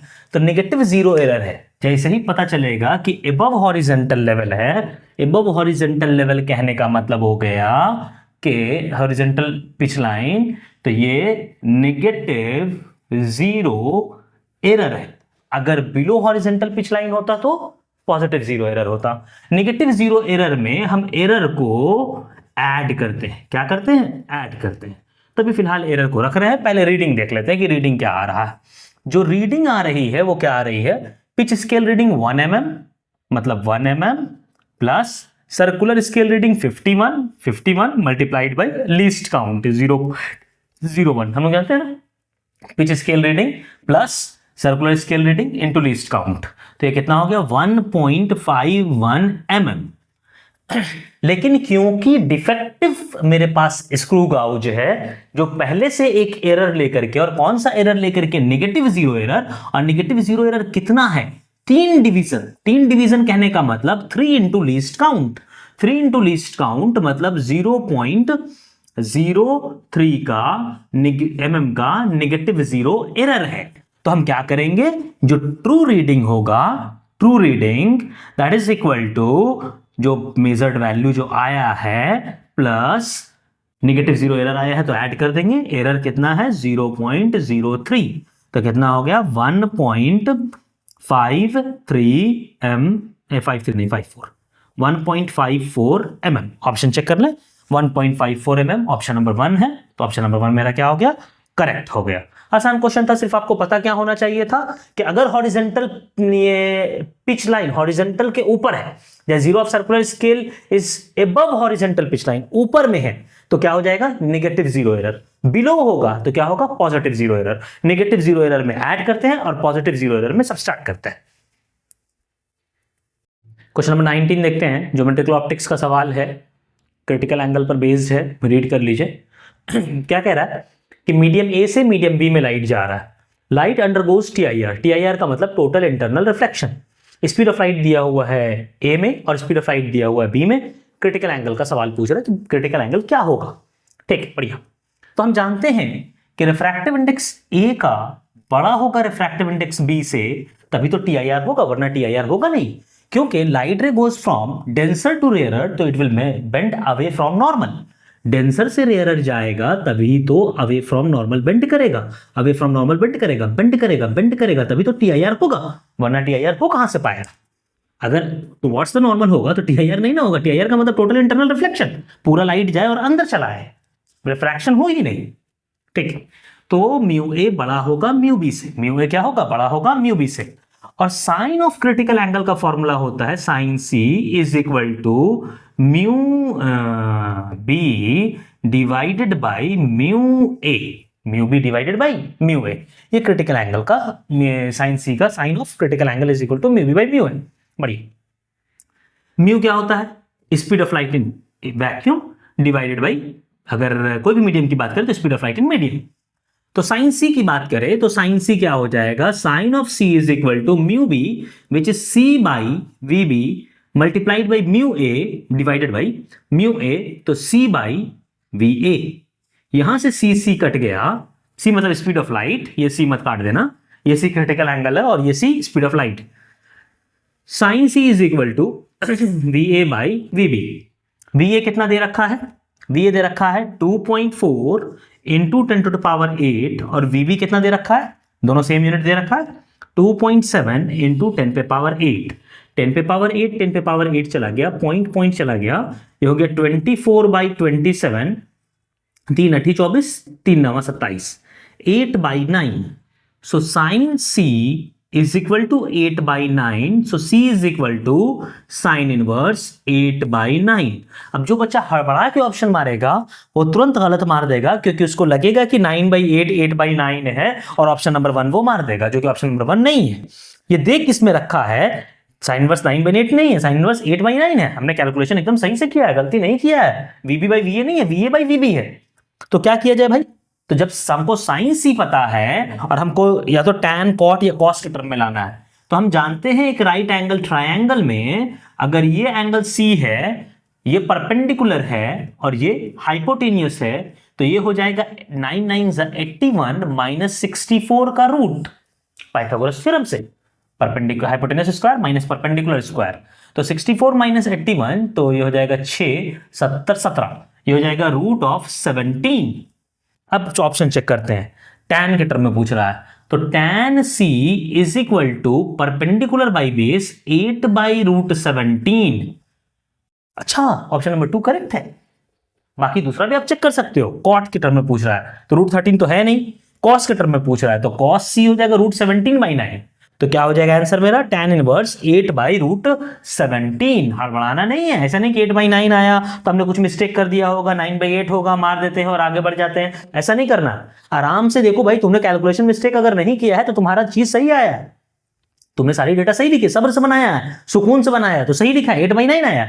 अब तुमको ट्रिगोनोमेट्री जज करना चाह रहा है कि बच्चा का प्रेजेंस ऑफ माइंड है कि नहीं, वो दिमाग लगा सकता है कि नहीं, प्रेशर हैंडल कर सकता है कि नहीं। प्रेशर जैसे सिचुएशन में वो ए लाने के बाद हड़बड़ा करके 9 बाई 8 ना मार करके वो फिर से ट्राइंगल बना करके वो एंगल को चेक कर सकता है कि नहीं, ये देखना चाह रहा है। इसलिए आराम से बनाएंगे, हड़बड़ाएंगे नहीं। डिपेंड करता है आपके ऊपर कि यू वांट -5 और +4। चलिए देखते हैं क्वेश्चन नंबर 20। एरर का सवाल है और रीड कीजिए आप क्या कह रहा है। 4 लोगों ने मेजर किया है एक रॉड के लेंथ को। पहले ने मेजर किया 20 सेंटीमीटर, अगले ने मेजर किया 19.75, अगले ने मेजर किया 17.01, अगले ने मेजर किया 18.25। Relative error in the measurement of average length of the rod कह रहा है। तो सबसे पहले average length of the rod निकाल लेते हैं। अगर average length of the rod अगर कहा जाए AVRG, तो average length of the rod हो जाएगा L1 plus L2 plus L3 plus L4 by 4।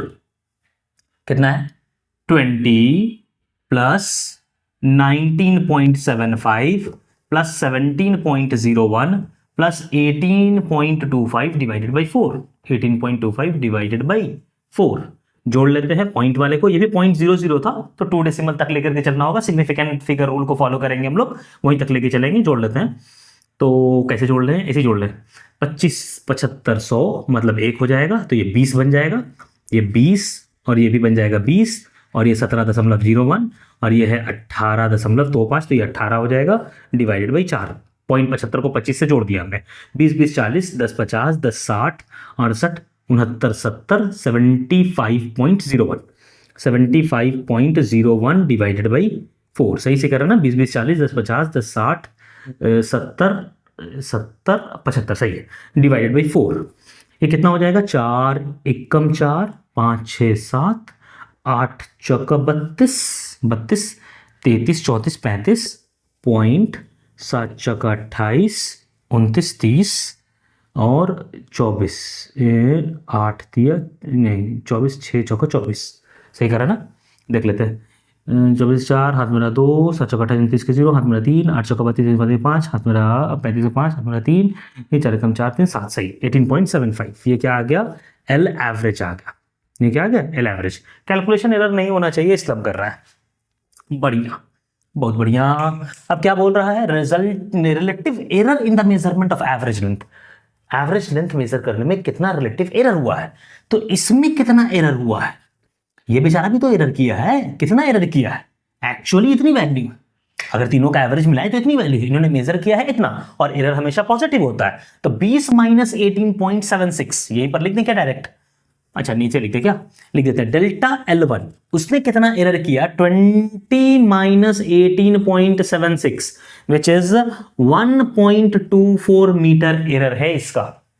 इसका कितना है, delta L2 that is 20 minus 19.75 minus 18.76। ऐसा इसलिए कर रहे हैं क्योंकि एरर हमेशा पॉजिटिव होगा।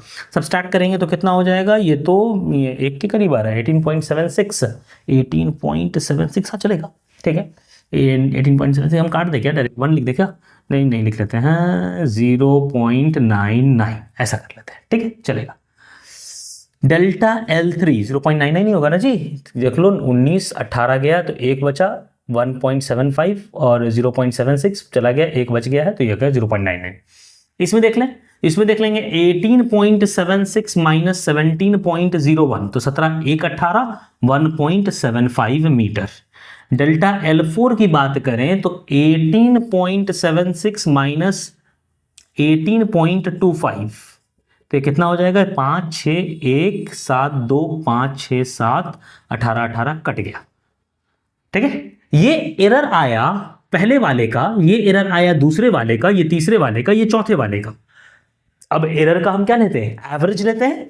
तो एरर का वही रिलेटिव एरर होगा ना, तो एवरेज एरर क्या हो जाएगा, delta L average is equal to this plus this plus this plus this by 4।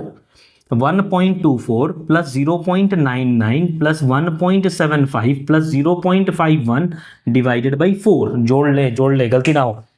1 5 1 6 9 6 15 15 4 19 के 9 हाथ में रहा 1। सही किया ना, 1 5 1 6 9 6 9 1 10 5 15 15 4 19 के 9 हाथ में रहा 1। 5 7 5 12 12 9 21 12 9 21 21 2 23 1 24 के 4 हाथ में रहा 2 2 1 3 1 4 4.49 डिवाइडेड बाई 4। ये क्या आ गया, डेल्टा एल एवरेज। ये क्या आ गया, डेल्टा एल एवरेज। अब जो बोल रहा है relative error in the measurement of average length of the rod, तो ये रिलेटिव एरर है। मतलब आप जब लिखेंगे लेंथ ऑफ द रॉड ना, तो आप लिखेंगे L average plus delta L average या plus minus delta L average. तो बेसिकली रिलेटिव एरर जो होगा वो delta L divided by L होगा। परसेंटेज बोलेगा तो इनटू 100। डेल्टा एल कौन सा, delta L average divided by L average. Delta L average कितना है 4.49 divided by 4। 4.49 divided by 4। L average कितना है 75.04 डिवाइडेड बाई 4, मतलब 75.04 डिवाइडेड बाई 4। तो 4 4 कट गया। ये बेसिकली 449 डिवाइडेड बाई 7504 ऐसा है। अच्छा, जगह नहीं बचा मेरे पास, थोड़ा सा मिटा ले ताकि हम लोग कैलकुलेट कर सकें। कैलकुलेट कर लेते हैं, डिवाइड दे देते हैं। पॉइंट में है क्या आंसर जी, हाँ पॉइंट में चलेगा। तो 7504 सारे ऑप्शन ही पॉइंट में। 449 पॉइंट दिया 0, पॉइंट दिया 0। एक कुछ कट ही नहीं रहा है, कट ही नहीं रहा, तो एक और 0 देना होगा, एक और 0 तो एक और 0। अब कितना बार में कटेगा, 6 बार में। 6 चौके 24 के 4 2 6 35 के 0 हाथ में रहा 3 6 7 42 43 44 45 अप्रोक्सीमेटली कट जा रहा है। मतलब ये होना चाहिए 0.059 होना चाहिए। एक ही ऑप्शन दे रखा है 0.06 दे रखा है। ठीक, तो अप्रोक्सीमेटली 0.06 के आसपास मेरी वैल्यू आ रही है, जो कि ऑप्शन नंबर 3 मेरा करेक्ट। हाँ, कैलकुलेशन था, बहुत ज़्यादा कैलकुलेशन था, समय लग सकता था। प्रेशर में थोड़ा सा अपने आप को संतुलित रखना था और आराम से बनाना था, हड़बड़ाना नहीं था। बनाना कुछ भी नहीं, लॉजिक क्या लगना था, delta L average by L average, यही बोल रहा था अपने को निकालने के लिए।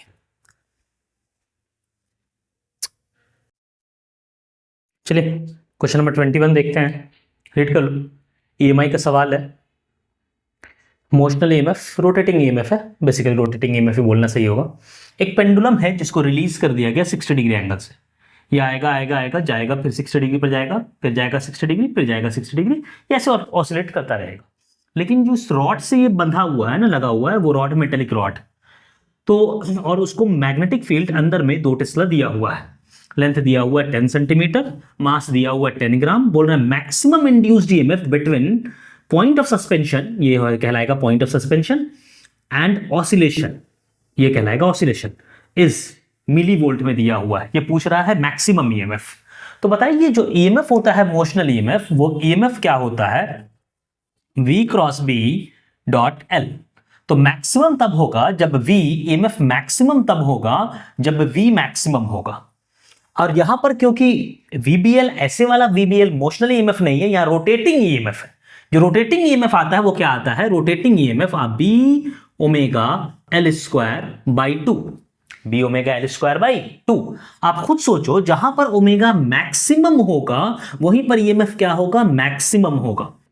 और क्योंकि सर्कुलर मोशन है, इस पॉइंट ऑफ सस्पेंशन के अबाउट, तो हम ओमेगा को बोल सकते हैं v बाई आर। ओमेगा क्या बोल सकते हैं? v by are. v कौन सा?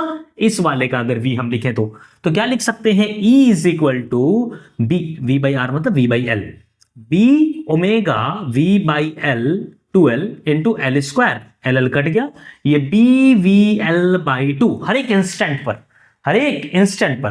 तो जिस इंस्टेंट पर v मैक्स होगा उसी इंस्टेंट पर E क्या होगा? मैक्स होगा, EMF मैक्सिमम होगा। अब लॉजिकली आप एनर्जी कंजर्वेशन से जानते हैं कि maximum speed bottom most point पर होगी, जहां पूरी की पूरी पोटेंशियल एनर्जी काइनेटिक एनर्जी में कन्वर्ट हो जाएगी। तो हम लगाएंगे एनर्जी कंजर्वेशन यहां से यहां तक। ये इनिशियल स्टेट है और ये फाइनल स्टेट है, और यहीं पर हमको क्या चाहिए? स्पीड चाहिए। इसी को हम रेफरेंस लेवल 0 मान लेंगे। गंदा नहीं किया हमने। ये हाइट की अगर बात की जाए तो इस हाइट को निकाल लिया जाए, ये है L cos 60, तो ये हो जाएगा L माइनस L cos 60। तो क्या लिखेंगे? Energy initial is equal to energy final. Energy initial है mg, L minus L cos 60 is equal to mg, नहीं mg नहीं, हाफ mv स्क्वायर। m ने m को मारा, g है 10, L है 1, 10 सेंटीमीटर है ना, 10 सेंटीमीटर है, तो 0.1 ले लेते हैं, 0.1 बाहर ले लेते हैं, 0.1 मीटर में कन्वर्ट कर दिया हमने। 10 सेंटीमीटर को क्या लिख दिया? 0.1 metre. 1 minus cos 60 1/2 is equal to 1/2 v square, 1/2, ये 1 minus 1/2 1/2, 0.1 into 10 1 is equal to v square, मतलब v मैक्स जो आ गया मेरा वो 1 आ गया। v मैक्स क्या आ गया? 1। अब तो बड़ा सिंपल सा सवाल है, BVL/2 यूज करना है। Maximum EMF bottom most point पर होगा, और कितना होगा? B है 2, V कितना है 1, L कितना है? L कितना है 10 centimetre, which is 0.1 divided by 2, divided by 2। 2 ने 2 को मारा, ये हो गया 1/10 वोल्ट। पूछ क्या रहा है? मिली वोल्ट में। मिली वोल्ट कहने का मतलब हो गया 100 डिवाइडेड बाई 1, 10, 100,000 वोल्ट, मतलब 100 मिली वोल्ट। आंसर क्या हो जाएगा यहां? 100। आई बात समझ में? बड़ा सिंपल था, मोशनल EMF का सवाल था। सिर्फ क्या पता करना था कि बॉटम मोस्ट पॉइंट पर क्या होगा? Speed maximum. स्पीड मैक्सिमम इसका मतलब EMF मैक्सिमम।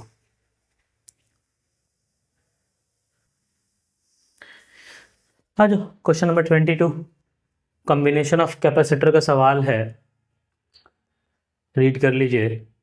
भाई पहले जो जेईई मेंस मानता है उसके एतबार से हम लोग सॉल्व कर लेते हैं कि क्या है। सबका सी, पहले सी निकाल लेते। सी क्या है? सी है epsilon not A by D. C1 की बात करें तो C1 कितना है? K1 इप्सिलॉन नॉट, एरिया तो A है, और D कितना है? D/2। D/2, area A, K1, ये वाला कैपेसिटर जिसकी कैपेसिटेंस हमने C1 मानी है। तो K1 की वैल्यू कितनी है? 2, तो ये हो गया 2 2 4 इप्सिलॉन नॉट A/D मतलब 4C। आंसर C के टर्म में ही है, ठीक है। इसका C इक्विवेलेंट निकालना है अपने को। C न्यू दे रखा है, N की वैल्यू चाहिए।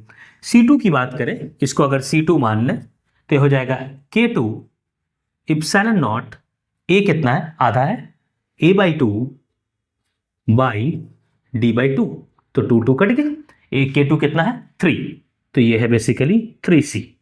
C3 की बात करें तो वो होगा K3 epsilon not A/2 by D/2, A/2 और D/2, 2 2 कट गया। K3 कितना है? 5। इप्सिलॉन नॉट A/D कितना है? C, तो ये हो गया 5C, ठीक है। अब जब जेईई मेंस ये क्वेश्चन देता है तो वो एज्यूम करता है कि यहां पर एक प्लेट लगा हुआ है। क्या रखा हुआ है? प्लेट लगा हुआ है।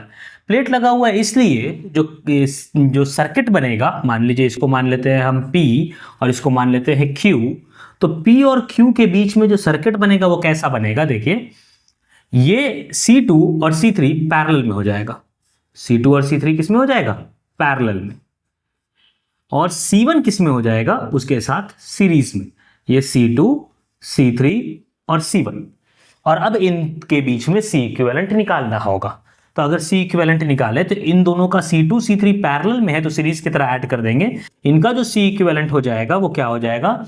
C2 और C3 दोनों को ऐड कर दें, 5 6 7 8 8C, और ये C1 कितना है? 4C है। तो अब C इक्विवेलेंट कितना हो जाएगा? C इक्विवेलेंट हो जाएगा ये दोनों को सीरीज में ऐड करना है, जो पैरेलल की तरह ऐड होगा। 8c into 4c, C1 C2 by C1 plus C2, 8c plus 4c, 8 चौका 32, 20 32 c square by 12c, c cut गया, 4 से 8, 4 से 3, तो ये हो गया 8c बाई 3। जब कंपेयर करेंगे तो n की वैल्यू क्या आ जाएगी, 8 आ जाएगी, 8 मार देंगे। बट अगर रियल फिजिक्स देखें और आप यहां पर प्लेट नहीं मानते हैं तो यहां पर पोटेंशियल डिफरेंस कभी भी, और यहां पर पोटेंशियल डिफरेंस कभी भी बराबर नहीं होगा।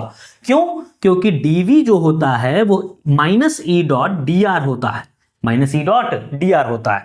डी आर तो ठीक है आपका सेम है d/2, लेकिन जो E है ना इलेक्ट्रिक फील्ड, वो दोनों के बीच में सेम नहीं है, क्योंकि इलेक्ट्रिक फील्ड का फॉर्मूला हो जाएगा सिग्मा बाई के इप्सिलॉन नॉट, और दोनों का K2 और K3 दोनों अलग अलग है। इसलिए हम लोग क्या करते हैं कि इसको काट देते हैं बीच से। ये तो आंसर आ गया n बराबर 8। अब हम हमको रियल फिजिक्स समझा रहे हैं कि होता क्या है। यहां बीच से काट देते हैं, काटने के बाद ये एक डाइलेक्ट्रिक बन जाता है, सॉरी ये एक कैपेसिटर बन जाता है, ये एक दूसरा कैपेसिटर बन जाता है, ये तीसरा और ये चौथा। ठीक है, अब ये इसका सर्किट कैसा बनेगा, देखिए ये सीरीज, ये सीरीज और फिर पैरेलल, है ना। मतलब हम लोग जो बनाते हैं C1 C3, ये दोनों सीरीज और फिर पैरेलल। ठीक है, इन दोनों को सीरीज में कर देते हैं, मतलब C1 डैश मान लेते हैं और इसको C1 डैश मान लेते, दोनों सेम ही होगा। C1 डैश और C3 को सीरीज में, C1 डैश और C3 को सीरीज में, और फिर C1 डैश और C2 को सीरीज में, और पैरेलल में C1 डैश और C3, C1 डैश और C3। C1 डैश ये आधे का है और ये भी C1 डैश आधे का, क्योंकि दोनों सेम है, डाइलेक्ट्रिक सेम है, तो आधा काट के बना लेता है। इससे भी करेंगे तो आंसर लगभग 8 पॉइंट समथिंग आएगा, तो आंसर 8 ही आएगा। लेकिन इजियर कैलकुलेशन के लिए मेंस क्या कहती है, यहाँ पर प्लेट मान लेती है, और कैलकुलेशन को आसान करने के लिए हमारा आंसर क्या जाता है, 8 आ जाता है।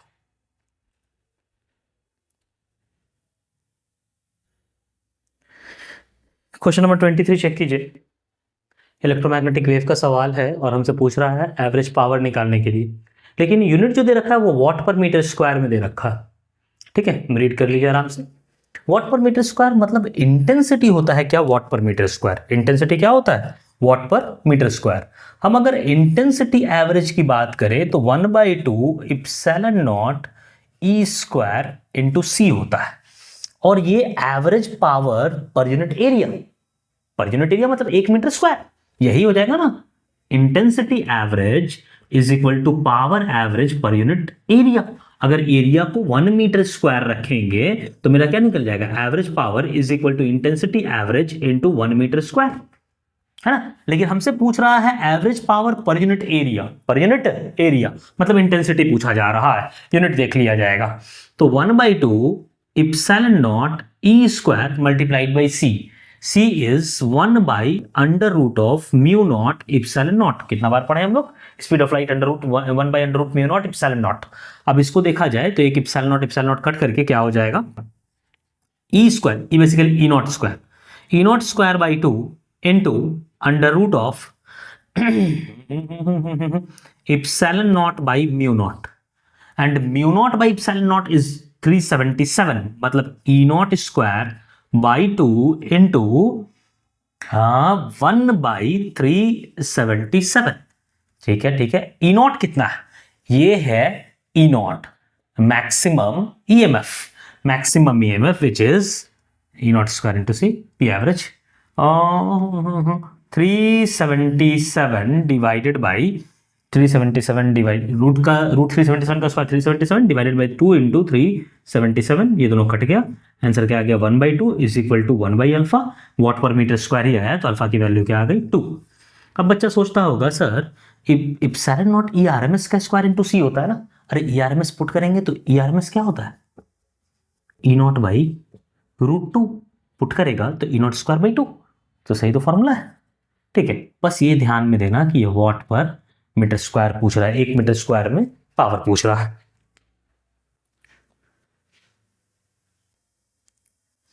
चलो क्वेश्चन नंबर 24 देखते हैं। सिर्फ क्वेश्चन बड़ा है और बाकी बहुत आसान है, सिर्फ रीड कर लेगा कोई भी क्वेश्चन तो बना लेगा, बस उसको फ्रिंज विड्थ का फॉर्मूला पता होना चाहिए। पढ़ लीजिए, दो एक्सपेरिमेंट है, दोनों में हमने मोनोक्रोमेटिक सोर्स ऑफ लाइट लिया है, एक में वेवलेंथ लैम्डा 1, अगले में वेवलेंथ लैम्डा 2। स्लिट सेपरेशन है D1, अगले में D2। Distance between slit and screen है D1 एंड D2। आपको D1 और D2 का रेशियो दे रखा है, लैम्डा 1 और लैम्डा 2 का रेशियो दे रखा है, D1 और D2 का रेशियो पूछ रहा है, अगर दोनों का फ्रिंज विड्थ सेम आ रहा है तब। तो फ्रिंज विड्थ का फॉर्मूला क्या होता है ये पता होना चाहिए। ये क्या होता है, lambda capital D by small d। तो सबको पता होगा, जितने लोग क्लास 12वीं दे रहे हैं उनको पता होगा। अब मेरे को पता है कि भाई lambda 1 capital D1 by small d1 is equal to lambda 2 capital D2 by small d2। यही वैल्यू होगी, इसका फ्रिंज विड्थ इसके फ्रिंज विड्थ के बराबर है अकॉर्डिंग टू क्वेश्चन। सिर्फ क्वेश्चन रीड कर लेना था और कुछ भी नहीं। अब क्या हमको निकालना है, D1 बाई D2, गलती नहीं होना चाहिए। मतलब lambda 1 by lambda 2 into D2 by D1 is equal to, अच्छा D1 बाई D2 निकालना है ना, देखा ना गड़बड़ा देते ना अभी। तो क्या निकालना है हमको, D1 बाई D2। हम उधर उधर नहीं करना चाह रहे हैं, हम इधर D1 रखना चाह रहे हैं और नीचे में D2 रखना चाह रहे हैं। इधर लैम्डा 2 है तो नीचे आ जाएगा लैम्डा 1, इधर D2 है तो ऊपर आ जाएगा D1। अब देखो दिया क्या है, D1 बाई D2 दिया हुआ है 2:1, मतलब इसकी वैल्यू दे रखी है। लैम्डा 2 बाई लैम्डा 1 नहीं, लैम्डा 1 बाई लैम्डा 2 दे रखा है। मतलब lambda, this implies lambda 2 by lambda 1 is equal to 2 by 1। ऐसे क्वेश्चन में कैलकुलेशन एरर नहीं करते, इसलिए हम सरिया सरिया के धीरे धीरे आराम से बना रहे हैं आपके लिए।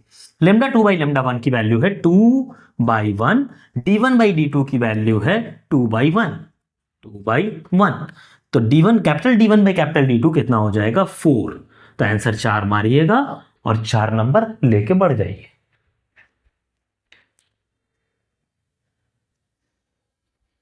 क्वेश्चन नंबर 25 रीड कीजिए। एसी का सवाल है, बड़ा बेसिक से एसी का सवाल है। आइए, ये एनसीआर सर्किट दे रखा है, पोटेंशियल दे रखा है, वेरिएबल पोटेंशियल है। Maximum current 50 ampere milliampere, 50 milliampere मतलब 50 इंटू 10 पे पावर -3 एम्पेयर। मैक्सिमम करंट किसके कॉरेस्पॉन्डिंग होगा, वी मैक्स के कॉरेस्पॉन्डिंग, पोटेंशियल मैक्सिमम के कॉरेस्पॉन्डिंग। पोटेंशियल मैक्सिमम कितना है, 5 वोल्ट। देखिए 5 sin 100t, तो 5 वोल्ट मैक्सिमम है। अब ये जो सर्किट है उसका इम्पिडेंस जो Z होता है वो कितना होता है, under root of R square plus XL minus XC का स्क्वायर। ये सब लोग जानते हैं, ये होता है। R दे रखा है 100, वैल्यू बाद में पुट करते हैं। अब I मैक्स क्या होगा, I मैक्स हो जाएगा V max divided by Z। XL क्या होगा, XL होगा ओमेगा L, XC क्या होगा 1 बाई ओमेगा C, और ओमेगा कितना है, A sine omega T, omega की वैल्यू है 100। अब सिर्फ कैलकुलेशन है, I max 50 into 10 to power -3 is equal to V max 5 divided by Z under root of R square. R square मतलब 1 2 3 4, ठीक, 1 2 3 4 R square plus XL minus XC का whole square, इसको भी ऐसे ही रखते हैं हम लोग, XL माइनस XC का होल स्क्वायर, ठीक है। 5 10 के 50, इसको इधर भेज देते हैं, इसको नीचे भेज देते हैं। तो under root of 1 1 2 3 4 plus XL minus XC का whole square is equal to, ये 10 पर -2 यहाँ आएगा, यहाँ चला जाएगा 100। Squaring both side what you will get 1 10 100 1000 10,000 plus XL minus XC का whole square is equal to 1 2 3 4, ये कट के हो जाएगा 0। मतलब XL और XC बराबर है, रेजोनेंस कंडीशन है। XL is equal to XC, XL क्या है ओमेगा L, XC का दिया है 1 बाई ओमेगा C, C को उधर भेज दें तो C is equal to 1 by omega square L।